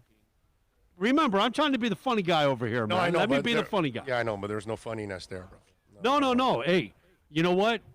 I know you had been wanting to get a test for a long time. Yeah, I've been wanting to get a test. And to finally get it done, Yeah. No, because I wanted to make sure. Look, I know because it's happened to me. I tell you, it happens to me once, maybe twice a year, mostly on average once, where I screw up and I don't have my mouth covered. It happened to me once on a plane that I fell asleep because I always get the window seat. and I fell asleep, and my guard went down, and I was just breathing the air from the plane. And that's not necessarily like an AC cold, and you know what I mean? And yet, I got sick as a dog. Well, unless you put those little fan, the little thing, and you open it up and put it right on you. Yes. No, you're right. You're right, actually. That'll kill me right there. That'll kill me right there if I'm uncovered. And so I knew I didn't have COVID. Plus, I didn't have any of the symptoms. I didn't have any dry cough. I didn't have the fever. I didn't. My wife was asking, are you losing any taste? No. Now, yeah, I do want to say something since we've been talking about this. Some of you out there are a bunch of freaking wussies. I've heard this whole thing about, they shove that thing in your nose. Oh, bro, it just tickles. That's all it does. It doesn't hurt. It's nothing, bro. Come on. And now I can see why we had all the false negatives and false positives. Because I had a professional, she stuck that swab in there. Touching your eyeball? Yeah, she did it all, and all it did was kind of tickle is what it did. It's not a big deal. But when I saw those lines, and they would show it on the news, the people were doing it themselves. Right. Yeah. So are you going to be do you like I'm not gonna. Are you into torturing yourself, Bill? No, but when you got to. You know what I mean? Hey, no, stick it all the way. Oh, yeah, dude, no problem. No, look. You're not going to do that to yourself. No, but if you have a splinter or something like that, you got to cut down up underneath it and to get it all out in case something breaks. You got to do stuff. So get in there and get it. But you're not, is what I'm saying. When you're sticking it in your nose cavity. I can do that. I can, okay, this is what we got to do. But people doing it themselves, there's no way that was most working, people right? are not gonna. Hey, man, for the better to get a true to get a good, they don't factor that in there. They, like you said, it goes about this deep in. They're gonna be like a candy ass. The swab's about this long, and about this much of it goes into your nose. Seriously. It reaches up in there and touches your brain. But it tickles. It doesn't do anything. I heard all these people complaining about it and all of that, and it's like, what a bunch of wussies you are. Give me a break, dude. It was just like a tickle. Nothing else. That's all. So just in case if any of you guys were thinking I was negative, okay? You were negative, okay. Yeah, I took the COVID test, and I had to take it. Now the next one, I want to take the antibody. Listen, man. Have you guys had COVID yet? Tests? No. Yeah, because you haven't had symptoms, right? That's right. Me neither. No, but right now, if you get a cold, if you get anything, the first thing that comes to your head, oh my gosh, you might have COVID. I haven't gone into your office because I have this thing, right? When I sleep, I have to cover my mouth. If I sleep with my mouth open, I get a cold. My throat shuts down. I couldn't do my shows yesterday because my throat shut down. So I went to go get a COVID test just in case. You know what I mean? It came back negative. I knew it wasn't, because this happens to me once a year or twice a year. You know what I mean? So that's why, I got a little bit of a cold, so I don't want to go into your office. You know what I mean? Huh? What's that? Oh, yeah, that's true. That's right. Yeah. Yeah. Yeah, that's the next. You're right. You're right. Yeah, Stampone made a great point that the flu shot is probably so key this year. This has got to be the year where you've got to get your flu shot just so you could try to avoid the mess of COVID/flu. Because you all know, anybody sneezes, what's the first thing you think? COVID. Oh. Somebody coughs. Oh, my God, he's got COVID. She's got COVID. You know Especially what I mean? if it's dry. Oh, yeah. Look, I knew what I had because I know myself. I know when it happens that I screwed up and I left my mouth open, but I went and got a COVID test anyway. Why? Because I'm around this idiot all the time. And then he's got to go back to his parents. And your parents are what, in their 70s now? Yeah, man. That's not a joke, bro. 77. I give it to this guy, and he gives it to his My dad's fought cancer twice. My mom diabetic. Yeah, that's why we're all, kind of together. I'll lose my crap if I get this guy or them sick. See, and I'm the same way. It isn't about me. It's about, man, if I gave it to somebody, I could deal with, I had Crohn's, whatever it is, I'll deal with it. But it's the passing it to somebody else, man. That's why I get pissed off at like Mike, that you have this cavalier attitude about it. Like, oh, no, well, there's nobody around her. Bro, that's the rule. Okay? You want to go to an event, you need to wear a mask. And if you're not willing to go wear a mask, then don't go. Stay home. That's it. And if you can't deal with that and help us in a pandemic so we can all get through it, then you know what? You don't deserve it. Anyway, you know what we deserve? We deserve Michelle Kaufman. I got a couple things more I want to talk about football-wise before I let you go. Let me get to Michelle Kaufman. Let's talk a little bit of Inter Miami, and then we'll switch back to football. I got a couple things I want to talk about Dolphins-wise. We got some music news. Get all of that done in this hour. Hour number 3 is next. Hey, it's Big O for all of your CBD, THC, or hookah needs. You got to get on down to VSS West Pines at 12397 Pembroke Road. Yes, they have got legal THC. You've got to check it out. And they've got, of course, when it comes to CBD, flower, tinctures, edibles, for all kinds of reasons, whether it's pain, stress, anxiety, you name it. And don't forget, when you mention my name, you'll get 20% off. Tell the boys out there that I told you to get on down to VSS West Pines, 12397 Pembroke Road, and call them 954-613-3367. Legal THC, CBD, all of your hookah needs. You go to VSS West Pines. Are you tired of watching the same old travel videos on the internet? Well, then check out MikeNoGoZones.com. A travel documentary that's breaking barriers. I go to the places that the media tells you to peer, where no one else dares to go.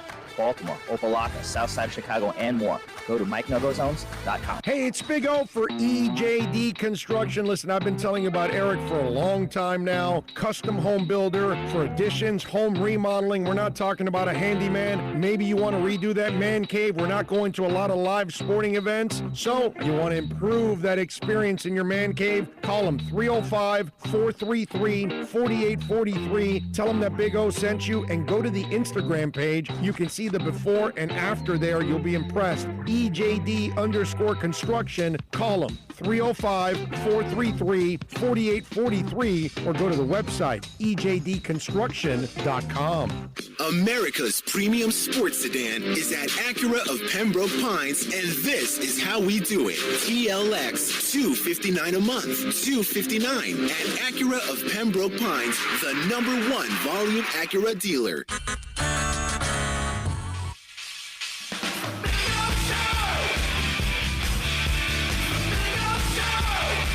I gotta tell you, man, I'm shocked that the voice has lasted this long.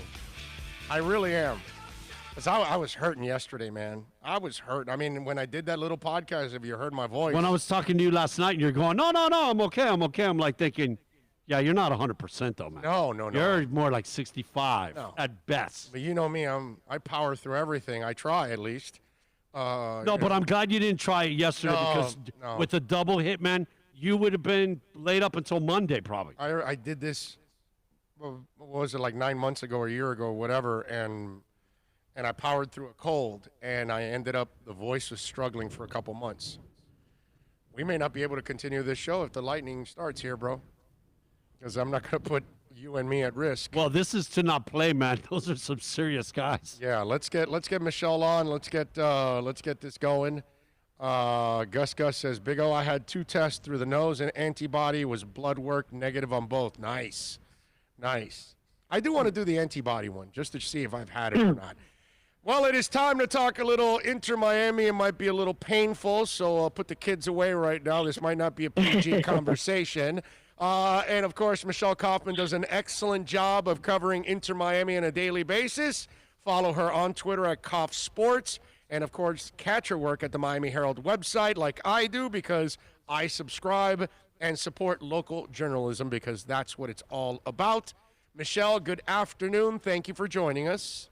Sure, thanks. There's lots to talk about, or not, but no. You know, to me, what was disappointing about Wednesday is that they really hadn't had a stinker yet the entire season. That was a stinker. That's the one to flush down the toilet right there. Yeah. And unfortunately for them, that team, with Gonzalo Higuain sitting right there, watching his first game, and he was probably thinking one of two things, like, A, wow, this team really needs my help, and I'm going to really be able to have a big impact on this team. Or B, what have I signed up for? Right. So it was their worst game. It definitely was their worst game, and I know they wanted to play well. You know, they had been on a run where they only had one loss over the previous 5 games.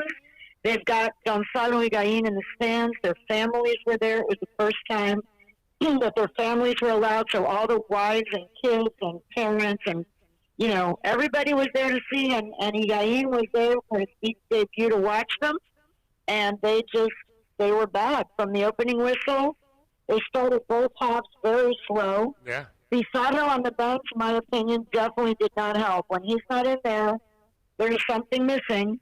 There's something missing. And the minute he came in the second half, we had some life. Everything was energized and changed, and they come to life. You know, the midfield comes to life when he's there, and when he's not, it's, you know, it's I don't know, it's disorganized. It's lacking, you know, precision, lacking energy, lacking creativity. He brings all of those things. Yeah, and I got to tell you, I thought Matuidi also did not have a good game either.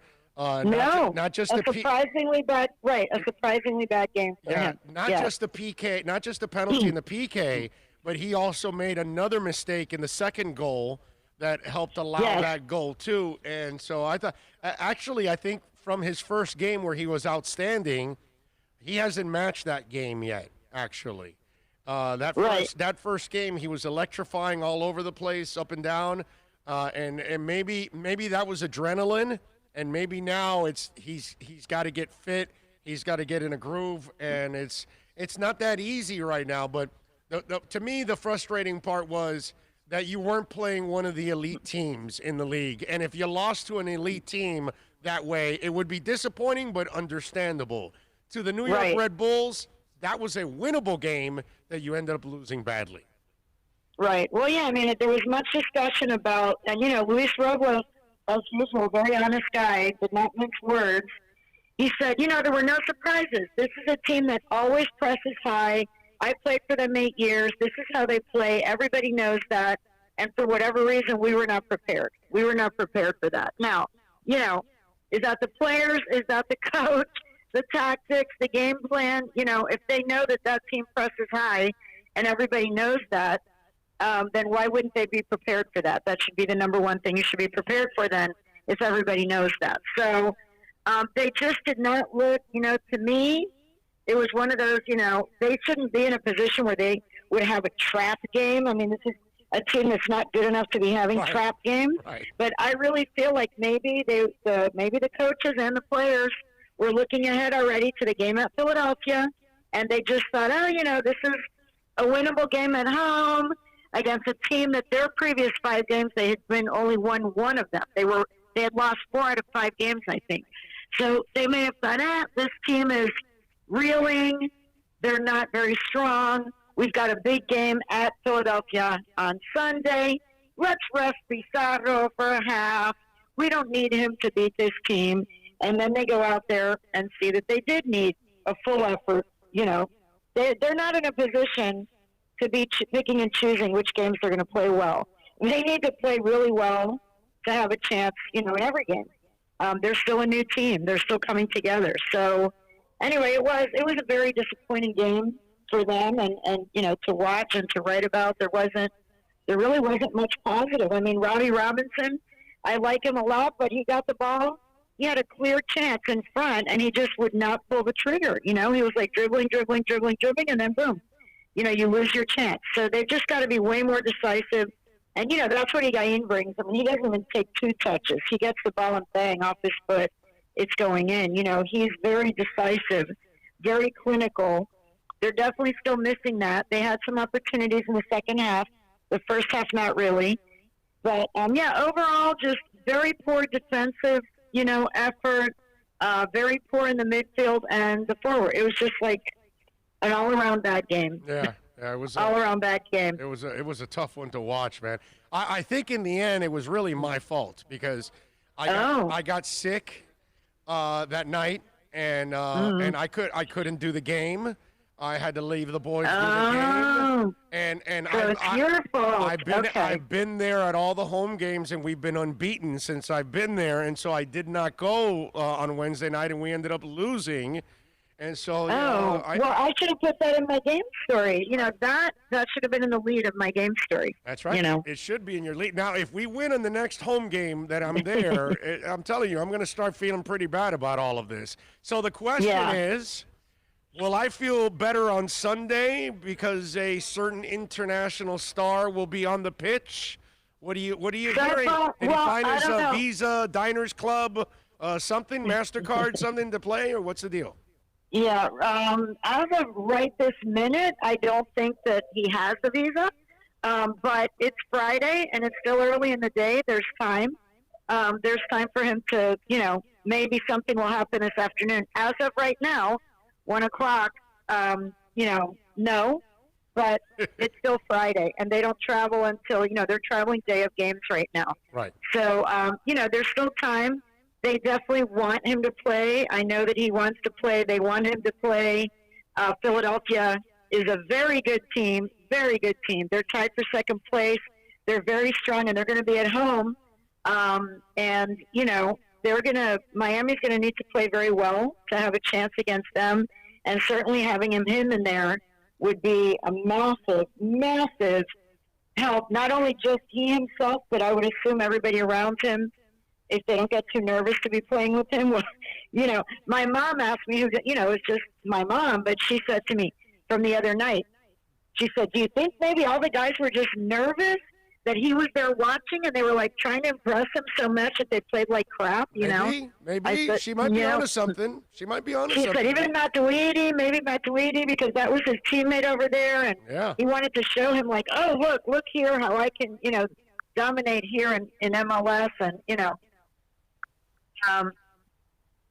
So anyway, I don't know. I mean, I would say the chances are he will not play on Sunday, but he could. I would not rule it out. I'm getting a spam call, which is what this beep. Oh, okay. Are they calling? Okay, they're done. They're done. It says spam risk. Do you think I'm ever going to answer something that actually says spam risk on it? No. Oh yeah, no, of course not. Yeah, it's what's the one I get? It's man, what's it called? It says like probably like some kind of scam call. Scam, whatever. Yes. Scammers. Yeah, mine says scam risk. Anyway, so yeah, I would say that the chances are he won't, but I would not be shocked if he does. If something happens, we're going to talk to Diego today at 4:20. There's a conference call with him, so of course that will be my number one question. Will be that. And so I'll know more at 4:20. That doesn't help us right now on this conversation. But as of right now, he did not have his visa from what I was told. But there is all of the rest of this afternoon to go and tomorrow.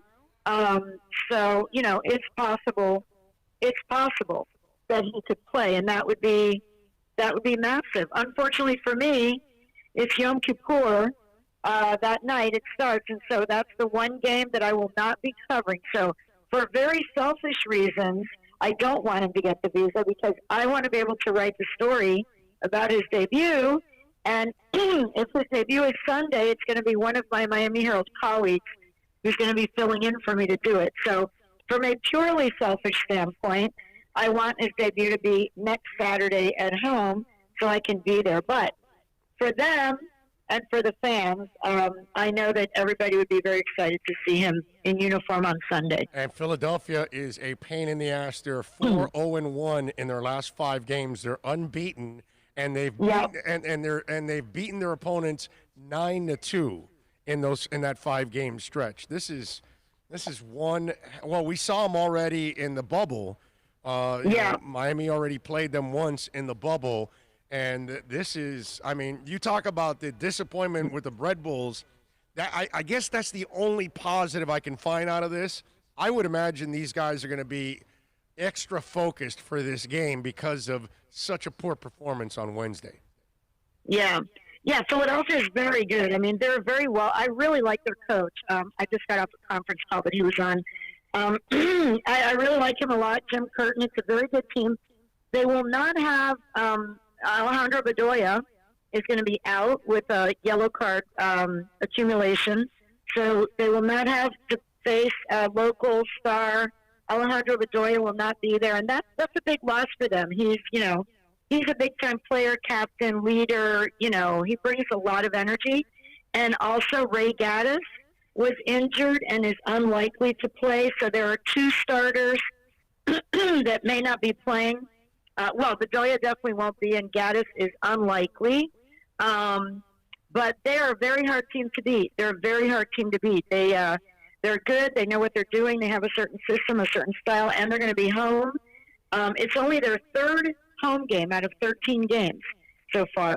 So, they're going to be excited to play at home, and it's going to be a tough game. That has turned out that Philadelphia has a very, very good team. They've been good all season, and Miami did play them very, very close in Orlando. That was a super close game, but both teams have changed since then, so you can't go by what happened in the bubble on July 9th or whatever it was to now. It's a completely different time of the season, completely different teams. Miami should be stronger, because Bisagno and Matuidi and whatever, they should be stronger than they were then. Robbie Robinson is here. He was not there. So, it's kind of, they need to step up. They need to step up and get past that game from Wednesday, because that was, just when it looked like they were coming together and not looking like an expansion team. Ray Hudson said it on TV. He said, This looks like an expansion team. Yeah. He said, this is the first time all season that this looks like an expansion team. And they did. They just looked very disorganized, sloppy. I use the word sloppy a lot. I mean, even Matuidi, who is known for being smart and precise on the field, he made some very sloppy plays, I'm with you. No doubt about it. Sunday at 7:30 at Subaru Park. And, of course, you can hear all the action on the Inter Miami app. We will have it all for you. And, Michelle, thank you for the retweet, by the way. Appreciate you giving us a little love there on the broadcast, because all the guys work really hard on that broadcast. I think we have both our TV and radio broadcast teams, I think, are exceptional, actually. I mean, I'm the only negative out of the radio side, but everybody else on our radio team, I think, is exceptional. And there's a lot of talent. TV. There's a lot of talent with the TV and the radio both. I mean, having, Chris Whittingham, Ray Hudson, Fernando. I mean, there's so much talent there. Thomas Rongen. A lot of institutional knowledge is what I would say. A lot of people who have been in South Florida forever know this market, and are very soccer knowledgeable, but also specifically knowledgeable to this market. So it's been really good. I've been impressed with the radio and the TV. Kaylin does an awesome job. Kaylin is amazing. She's so technical. She knows what that. Yeah, my mom who doesn't know the background of everything, but she always has commentary after every game. I talk to her, and she gives me her mom commentary. Right. And she said to me, "Esa muchacha, that woman, she really knows soccer." She told me she must have played. Here's what she said to me: she must have played at some point in her life. I'm like, "Yes, Mom." She was a stud. She definitely played. She played on the Canadian national team. Yes, she definitely knows. She's a badass. She knows of what she does. She knows of what she speaks. Yeah, she's not. But anyone can tell. You and I know that there aren't there are some women that are in the biz because of their looks, but then there's a lot of them that actually work their asses off, and they know their stuff. Their stuff. Yeah, Kaylin Kyle is. It's not. She's a pretty face, but man, she is. I'm telling you, she is great as an analyst. She's really good. Now I could see her. Yeah, I could see her doing more. You know what I mean? I could see her doing, getting to the point where she does some national stuff and whatever if she hasn't, because she's very, very good. She's in BN. Huh? She's already in BN Sports.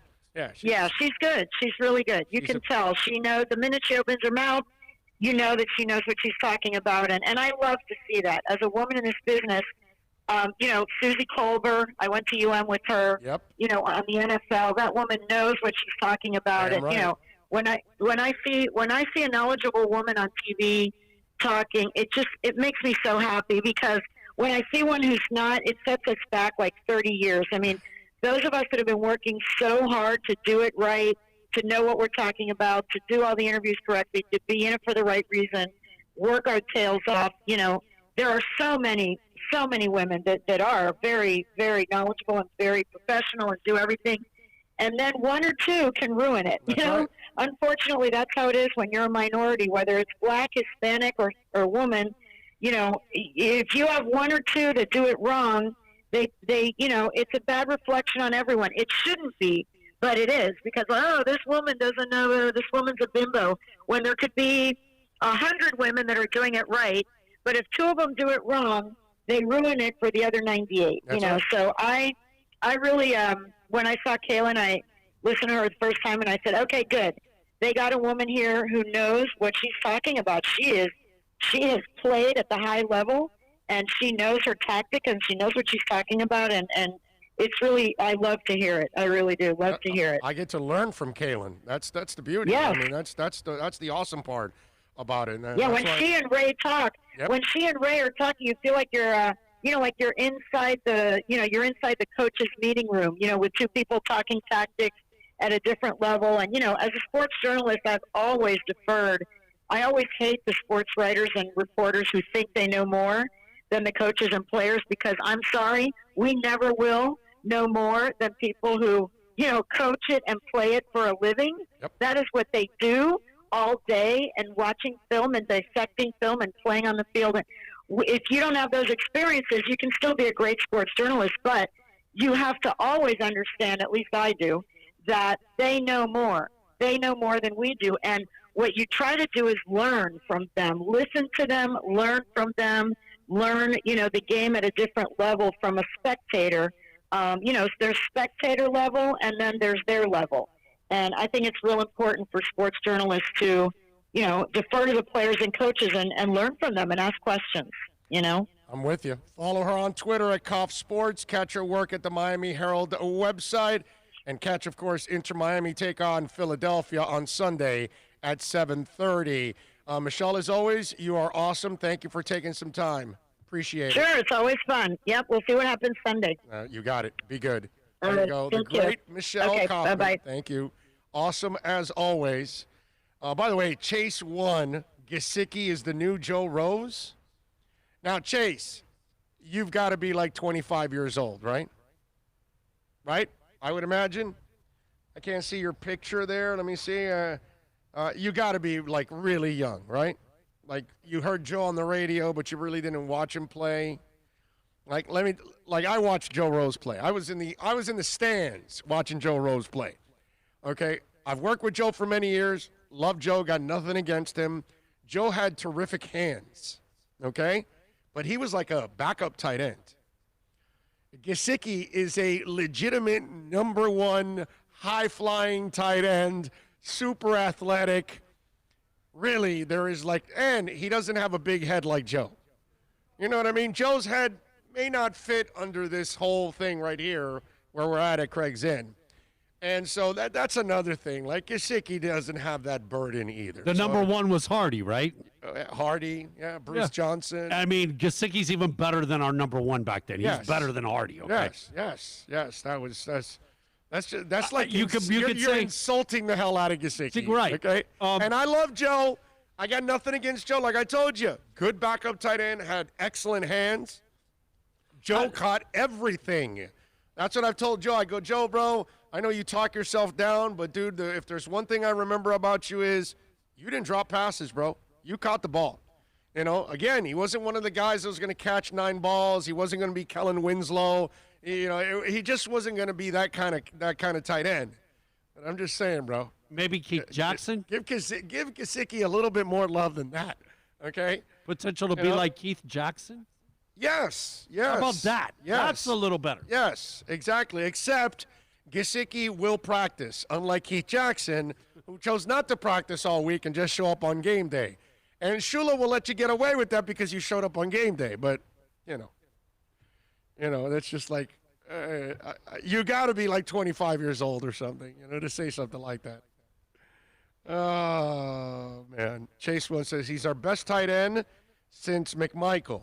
Yeah, definitely. I would go with that. Yeah. Trust me, I have checked out Joe's stats. That's what I'm saying. You're too young, bro. That's what young people say. Stats. Stats don't tell me the story, man. Did you watch the man play? That's the difference. Stats are not going to tell you what that player was at all. A lot of times. Okay? No. Yeah. He goes, I'm a bad troll, brother. That's what he says. I just figure you got to be really young to say that. That's all. Maybe comparing with Randy McMichael is probably going to be better. Yeah, definitely. You're right. Rational tight ends will make the big catch. Rotational tight ends will make. Hey, dude, Joe Rose did not drop any passes. Joe Rose was clutch. Okay? No, he was a reliable tight end. Okay? He just wasn't a number one, but there's no shame in that. He got a hell of a lot farther than you and I ever will. You know what I mean? But Gesicki has the potential being, a Pro Bowl tight end. That's the potential he has. I think he's kind of shown that to you already. From year 2 and now starting in year 3, the kid has just played his ass off. What did he have yesterday?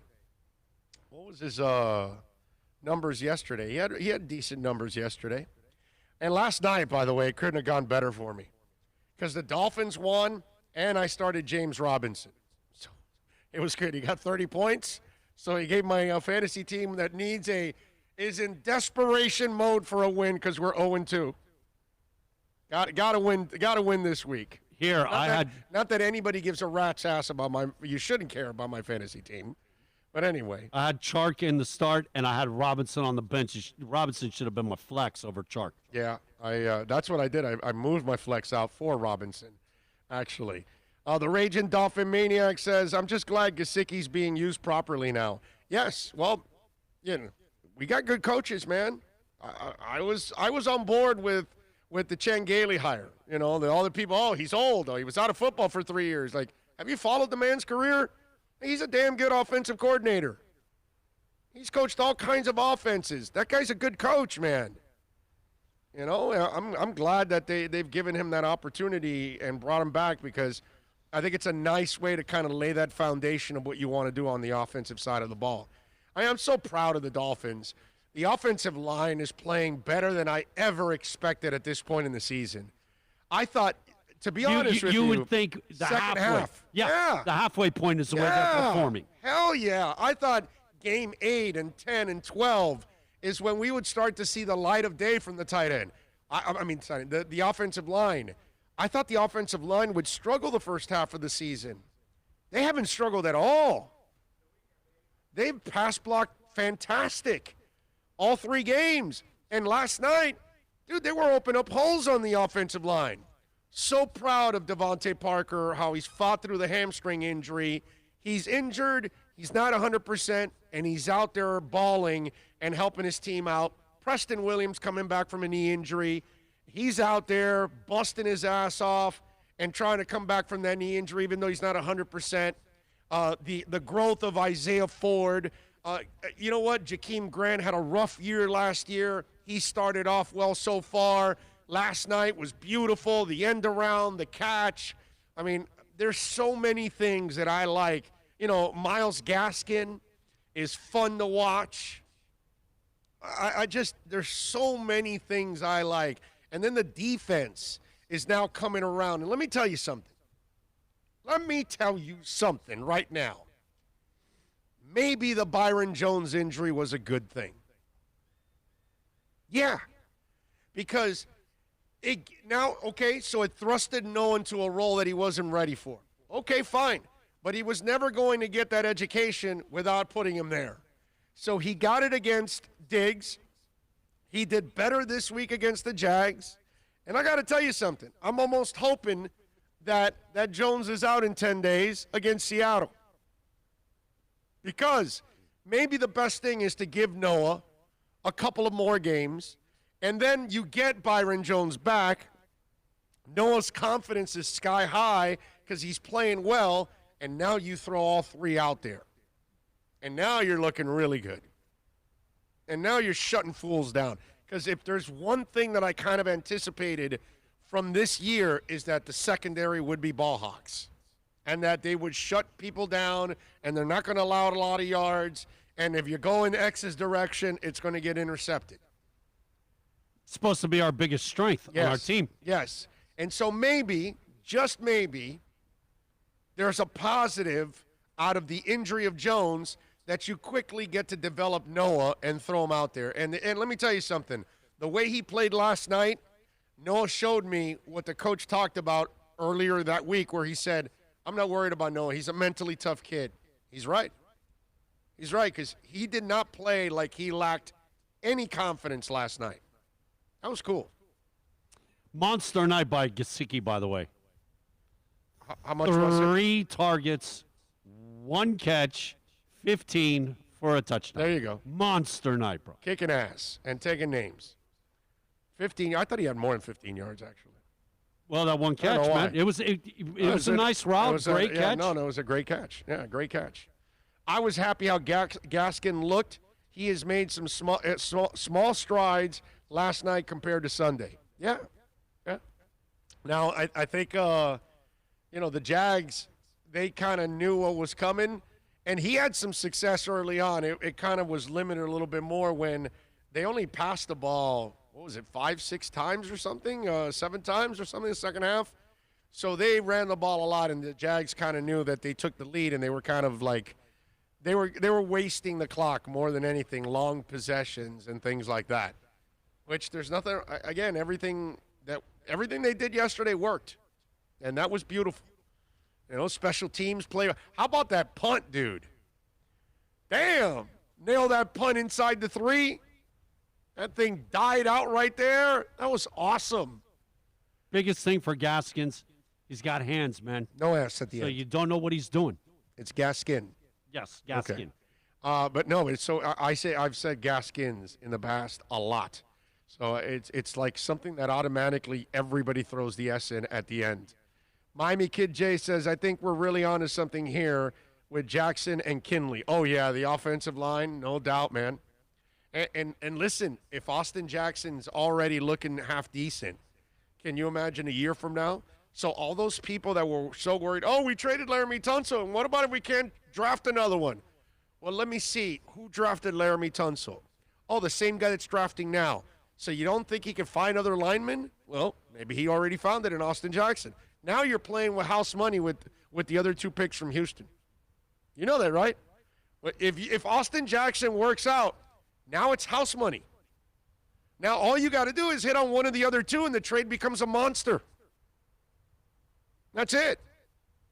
So, yeah, no doubt I'm with you. Solomon Kinley and Jackson looking good. How about the left guard, the Kane?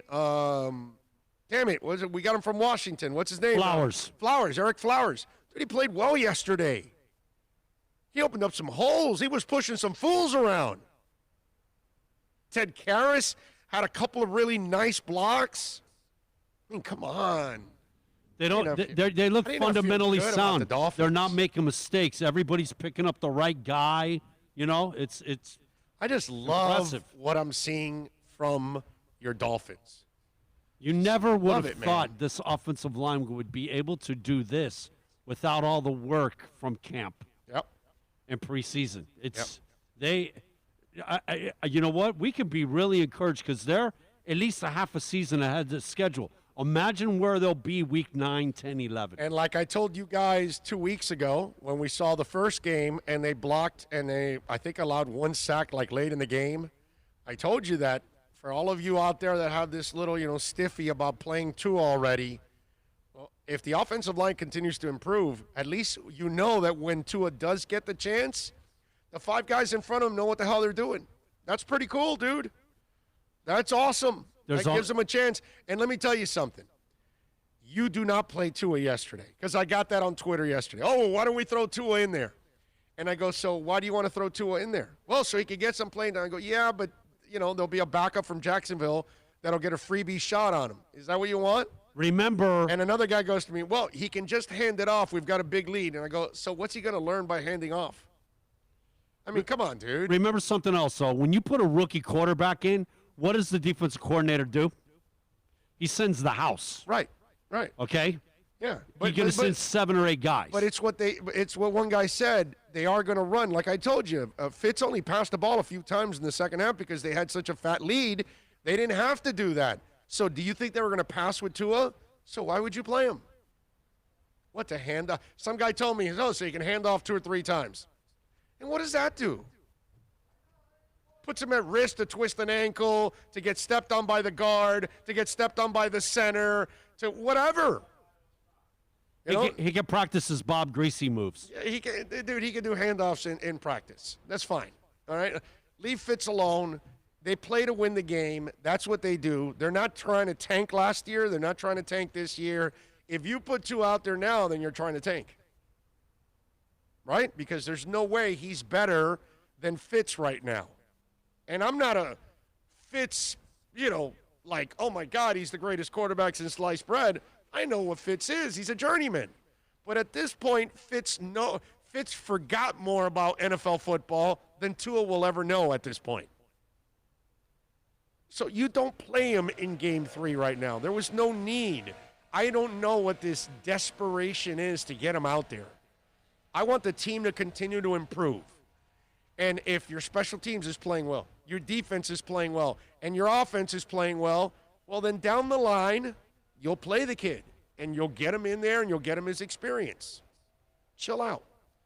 Dean G chiming in with a super chat.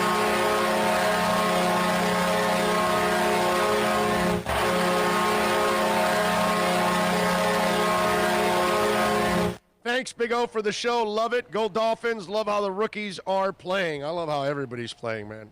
I just love what I'm seeing from the Dolphins.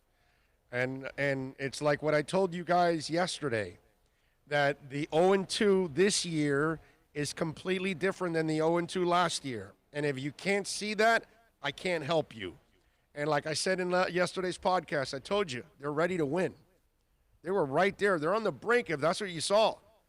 But again, we have people in the media, we have fans that are comparing this year to last year, thinking they're the same old Dolphins. And it's like, are you actually watching? And so that's where we go, unfortunately. The Heat tonight taking on the Celtics. It'll be interesting to see how Tyler Hero handles his huge night, right?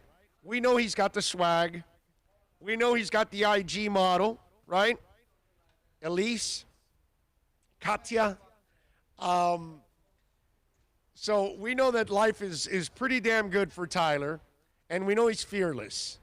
But this is the first time he has that breakthrough moment nationally. Because it's kind of like what everybody else said on the team.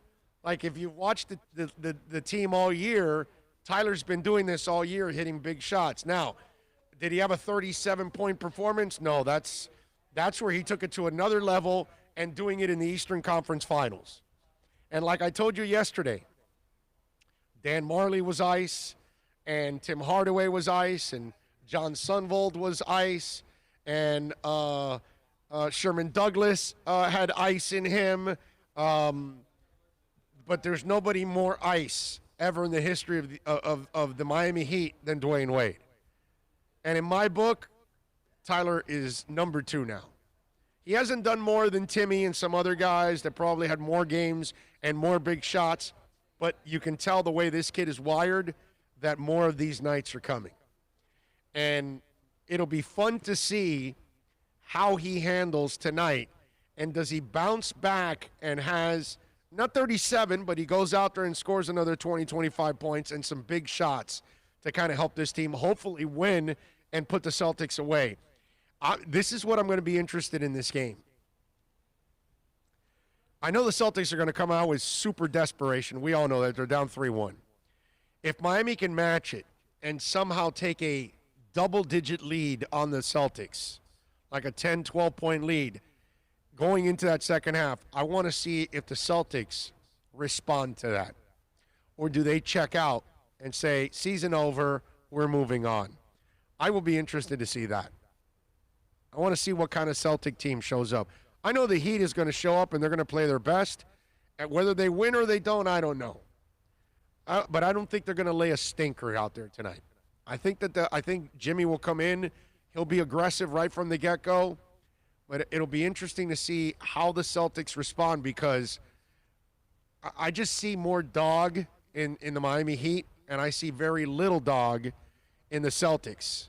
And even with Jason Tatum breaking out in the second half, it bothered me such an important game that he kind of floundered in the first half. And a player like that cannot be floundering when your team is struggling. You got to step up at every moment that you get. And I didn't see that with Jason Tatum.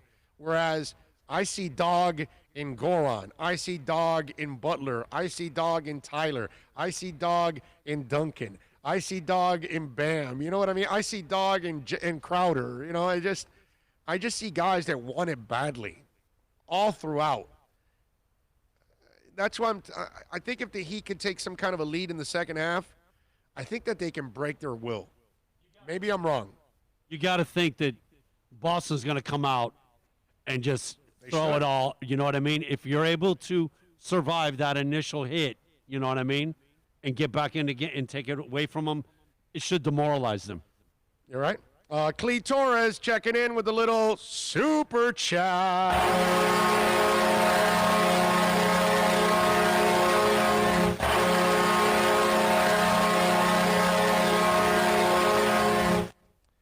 Love it. Thank you, Clee. Appreciate you, my brother. He says, support local journalism. Thank you. I don't know if I'm a journalist, but, you know, I'll take it. Whatever. Tyrone Sanders says, it was a lot of people hating on here last few weeks. Big O, so I'm happy we won last night. Calm some of these haters down. Y'all feel me. Fins for life. You got it. But listen, you know what I'm proud of mostly for Bill and myself on this show? That we've kind of guided you the right way through last year, the first year of the rebuild, and so far this year. I think we've led you down a realistic path, and I think we've kind of explained what they're doing, and I think we've been spot on right from the get-go of what's gone on with the Dolphins. So we'll see. Hopefully everything will work out, and I believe it will. Dean G says, Tyler Hero was clutch for Kentucky in college, too. He does a nice player there. He might have a star there, brother. Chase One says, love watching Dragic, speaking of no fear. Yep, you're right. No fear, bro. No fear. Big-time shots. All right, let's go through a little music news and history. First of all, let's start off with birthdays today. Jerry Penrod celebrating a birthday today. He was born on this date. Bass player for Iron Butterfly. And, of course, Inagata DeVito was the big song for them back in 1968, a top 30 hit in the U.S. In 1955, on this date, Steve Severin was born, another bassist, this time for Susie and the Banshees. So happy birthday to Steven, born on this date back in 1955. In 1968, Will Smith, the actor, rapper, DJ Jazzy Jeff and the Fresh Prince, born on this date. Of course, Boom Shake the Room, Men in Black, all kinds of parents don't want to have any fun. So Will Smith enjoying a birthday today, born in 1968. Will he celebrate with his wife, or does he get to go out and have another affair like she did? I don't know. How does that work out? All right. Anyway, let's continue here. 1983 on this date. American actor, musician, and DJ, Childish Gambino, born Donald Glover, was born on this date back in 1983. His number one hit, This Is America, won 4 Grammys at the 61st Annual Grammy Awards for Record of the Year, Song of the Year, Best Rap Song and Performance, and Best Music Video. Happy birthday to Childish Gambino. All right. In music history, we start off in 1964. The Temptations began recording My Girl, which went on to be their first U.S. number one and their first of 15 top 10 hits. That's freaking amazing, man. 15 top 10 hits for the Temptations. In 1970, David Cassidy, the first episode of The Partridge Family, was shown on TV featuring Shirley Jones, David Cassidy, Susan Day, and Danny Bonaducci. Susan Day. Susan Day. Later on, when she was in L.A. Law, I was a huge Susan Day fan there, bro. That was the Susan Day that had me going. She didn't age well, I will admit. 1972 on this date, Black Sabbath released their fourth studio album, Black Sabbath Volume 4. The album features a monochrome photograph of Ozzy with his hands raised, taken during a Black Sabbath concert. Was originally to be titled Snowblind, after one of several songs referring to the band's cocaine use. In 1980, on this date, sadly, John Bonham, drummer for Led Zeppelin, died at the age of 32. Heavy drinking session. Bonzo was found dead at guitarist Jimmy Page's house, which was described as asphyxiation after inhaling his own vomit after excessive vodka consumption, 40 shots in 4 hours. I wonder if that was at Aleister Crowley's castle that he bought. Not sure. It might be, actually. In 82, Queen made a guest appearance on Saturday Night Live where they performed Crazy Little Thing Called Love and Under Pressure. I remember that, by the way. I remember watching that SNL.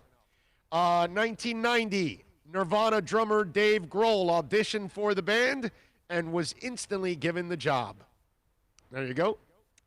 What else? 1999, a band that you like, Bill.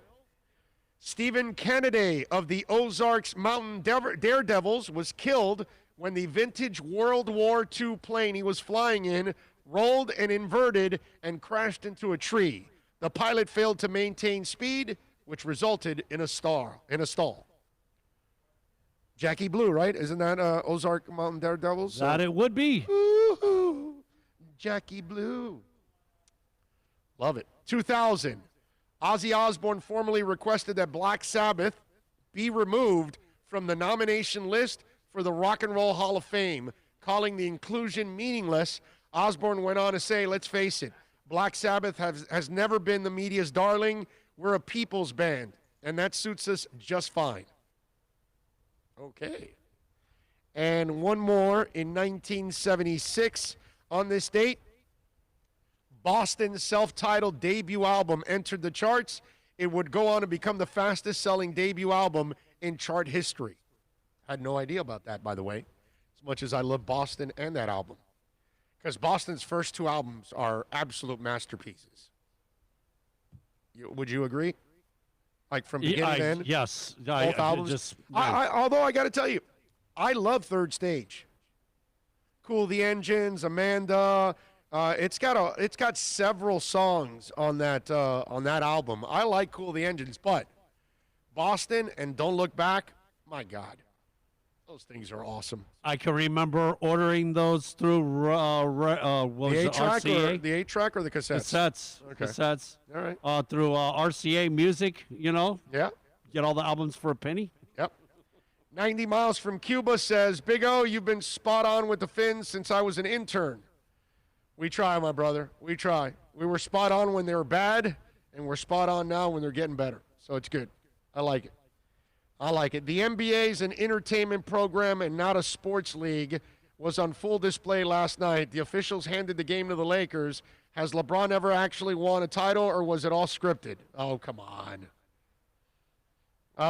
Boston's first 2 records are my all-time favorites. A lot of Detroit rock on them. Yeah, they're amazing. Radically says, I just hate it when the officials ruin the game. Yeah, but it wasn't ruined that much. I wouldn't go to that extreme, my brother. Big O, there's a band that when you were growing up just blew the top because of the originality of their song. For example, for me it was Tool. Growing up, that blew me away because of their originality of their sound. Go ahead, bro. What do you got? We grew up at the same era. Well, pick any of the alternatives. Yeah, but then that's alternative music. I think he's talking about a rock band. Okay, because I was going to say New Order. Yeah, Depeche. The Cure. The Cure. I mean, you know. But rock. But rock. That you know what? Probably, you know what? The way that Incubus and Linkin Park incorporated rock, Limp Bizkit, those bands. That's a really good one there. I like that. I like that a lot. I'm going to go Metallica because they kind of started that thrash metal. And so you're so used to Scorpions and Iron Maiden and Judas Priest and, you know, bands of that ilk. And then Metallica comes in there in the early 80s. And they take it to another level, and it was a different sound that I was used to. And so I would have to go Metallica might be the one on the rock side that kind of blew me away with their sound. And then another one that I'll give you, and I think it was more because of the voice, but Queensryche had a, they were metal, but Jeff Tate's voice was so different at that time that I that kind of also attracted me to that band. Queen of the Reich and the Lady Wore Black and all that stuff. Before we got into Operation Mindcrime and, stuff like Jet City Woman and all that early sound of Queensryche. It was still hard. It wasn't radio rock. Right. But that voice, it was like operatic and yet high-pitched, It was just something different. If you're going to talk different direction. So Metallica and Queensryche, I'm going to go from like that era like that. You could say grunge and the stuff with Nirvana and Pearl Jam and STP and sound. I think he's thinking of a band that got the general sound, which they all have that same kind of sound, right, and made it completely different. You know what I mean? And that's what I think he's kind of talking about. Maybe I'm just trying to read into what you're saying. If it's that, James, then I got to go with like Limp Bizkit, Linkin, like to go this right. I like and this and splice them yes, together. Yes, Linkin, that, like Incubus, Linkin Park, Limp Bizkit. I think those are great examples. I love those because that's a different sound. And I love where it's gone. Because Lincoln's different than Korn, actually. Oh yeah, you know what I mean? Oh yeah. So yeah, no, I like that. Those are really good examples. But again, I don't know if that's exactly what James meant, but there you go. I would go with something like that. And Tool is a good one too, obviously. Super Boom Shack went Devo. Okay, but that you're right. I mean, Devo and B-52s and all that, but that's what Bill was saying, that when you go alternative, it changed all over, dude. You know what I mean? And that's where the alternative music, that's kind of that was the beauty of alternative music. The fact that they didn't sound alike a lot. But the fact that they took punk with some music, and pop, and it mixed it all and together. Rock man. Reggae and they just all kinds of different influences. Working in a coal mine. Yeah. That's man, that's so different. Yeah, no, Devo's sound is, oh my Lord, that's as original as it gets. Right there. That's a great one, I am so tired. Yeah. So good. So good. Red Hot Chili Peppers and Faith No More were pioneers. Nice. You're right about Red Hot Chili Peppers. You are 1,000% right. Mike says Rage Against the Machine also brought an entirely. You are correct. You're 1,000% right, Mike. You may be completely off on masks and what we should do in this country about that. You're dead wrong there. But when it comes to Rage Against the Machine, I think that's an excellent suggestion by you. Everybody likes them. Yeah. If you're a rapper or a rocker, it doesn't matter. The dance person, everybody likes Rage. Yeah. Mike, make sure you stick to music and leave the mass talk. There you go. Dean, yes, I listen to metal and now new wave mostly, but as a musician, I love all music.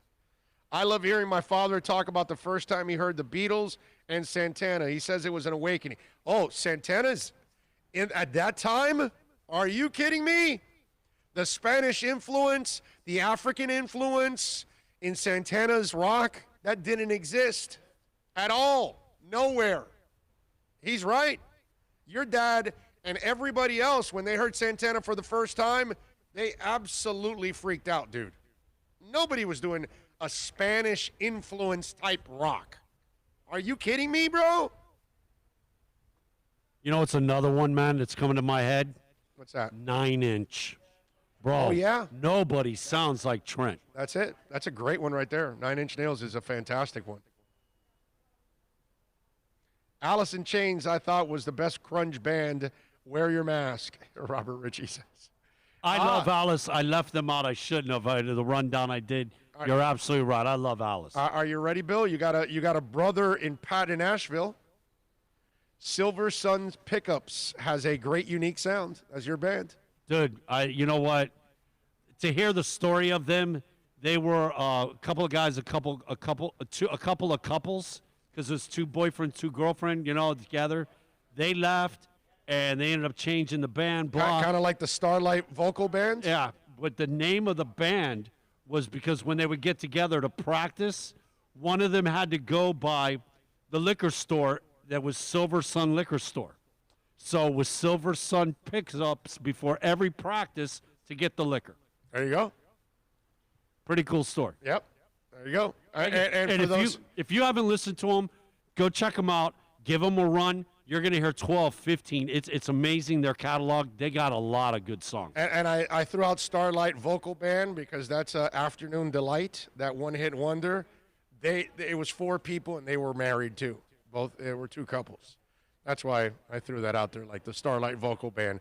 Most of you probably go, what the hell is the Starlight Vocal Band? It's the song. A couple of old farts picked up on it.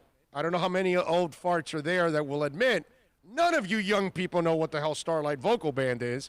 Now, you might know Afternoon Delight, but you probably didn't know the fun fact that they were all married to each other. Isn't that the song at the end of Good Will Hunting? Yes. When he's driving down the highway? Yes. To beat up Nova? Yes. Do I like the Allman Brothers? Come on, bro. And you put almond. Oh, like an almond milk?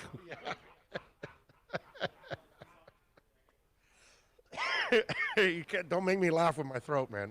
You're gonna kill this guy over here. Oh man. Lordy.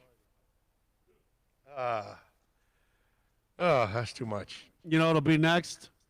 The Peanuts, man, and Schroeder playing the piano. Alex always comes up with this question from left field. He goes, Big O, what do you think the most overrated rock band no matter what era? Most overrated rock band no matter what era. Okay, so they have to have some kind of success in order to be overrated, right? They can't be like a mediocre band because then you're not really overrated. So what band has a ton of popularity, but I don't think they're that good?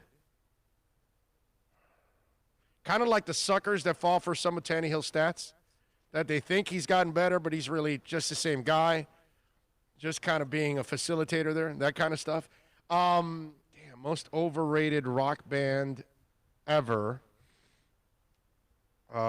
Is this one that you're going to have to... Wow, 90 Miles from Cuba put Van Halen. Oh, God, what? No way, bro. I could never agree with you there, bro. Never. I love Van Halen. Guy doesn't know Van Halen. Okay, now he put Nickelback. All right, I mean, overrated. I mean, I like Nickelback. I don't have anything against them. I don't know people.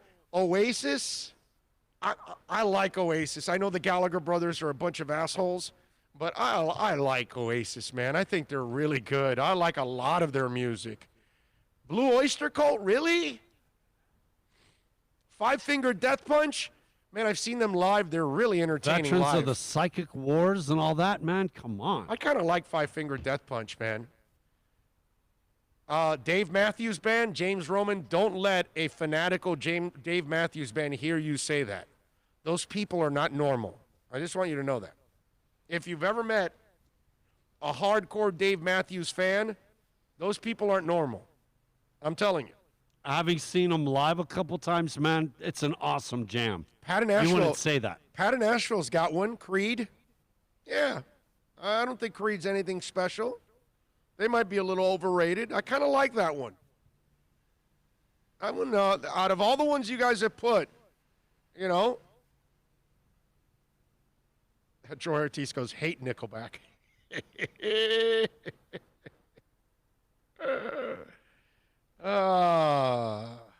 Lordy.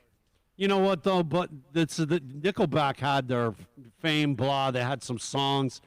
You remember when it was cool to pile on and hate Kiss and make fun of Kiss?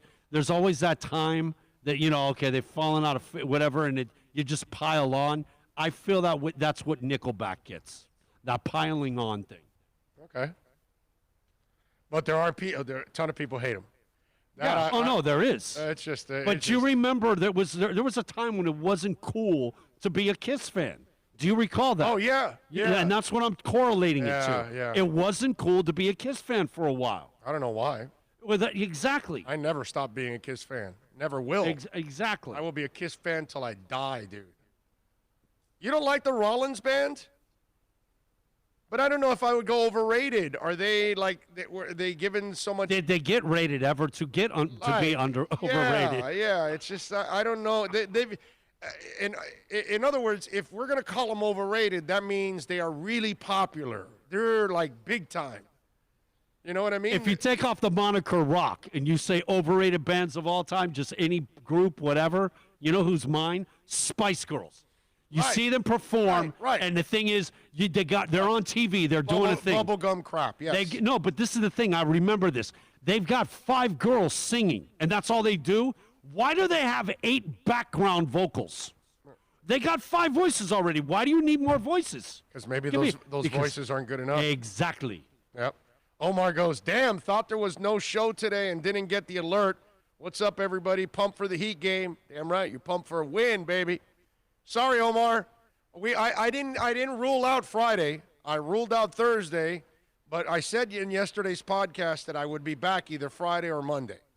You know, I was hoping that I'd feel good enough, but I had to wait till, you know how it is when you feel bad. It's my voice. I can't do the damn show without my voice. So I had to make sure that I have a voice. And so far, dude, we've gone to 3 hours now, and I've hung in there, which is pretty good. So, you know what we have to do? Unfortunately, Omar, you just tuned in. We got to tune out. We are going to wrap it up. Let's give our super chatters, as always, some extra love for giving us the love. Drew Boo, man of 1,005 holds, Manny J. Snow, Alex Diaz, Dougie Fresh, Dean G., Clee Torres. Thank you for the love on the super chat.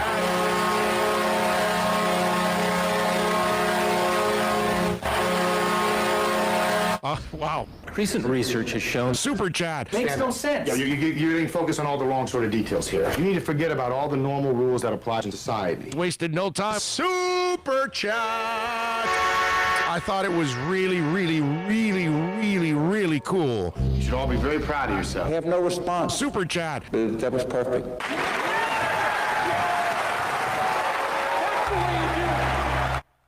90 Miles from Cuba says a band that changed the time was CCR. Love me some CCR. That's a great selection. That's a sound that nobody had then, now, and ever. Yeah, that voice, that sound, yeah, that's a good one, man. That's a really good one. A lot of hits. Oh, a lot of hits. So good. So good. So amazing. Anyway, thank you all out there for downloading the show whenever you do it, watching the show with us, hanging in there.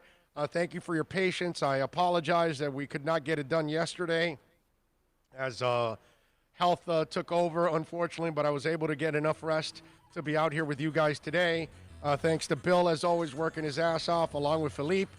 We thank Larry Schlossberg, all the great people out here at Craig Zinn's, Acura of Pembroke Pines. Come on out here, folks. Tell them that Big O sent you. Trust me, they are going to take care of you, man, like nobody else. Make sure you come on out here because they are really, really good people. And you can get the TLX, by the way, the 2020 at $259 a month, although the 2021 was out here, and that thing is absolutely amazing. That blue was, wow. Yeah, RDX $339, some great deals out here, man. Make sure you tell them that I sent you, and they will take care of you, whether you're buying or leasing a vehicle, or if you got to get it serviced, come see Mike Chan and Jordan Ferber. They will take care of you. We will see you on Monday. You finished with an hour and 1 minute. Oh, there you go. Yeah, man. Thank you for yours, your voice and your work ethic here, bro. Yeah, we were able to do a show. I don't know how I lasted, but thank you all out there. Appreciate you. I will see you on Monday. All right, be safe out there. Go Heat. Go Marlins. Go yes. Heat. Go Inter. Let's have a big weekend. Canes. Yes.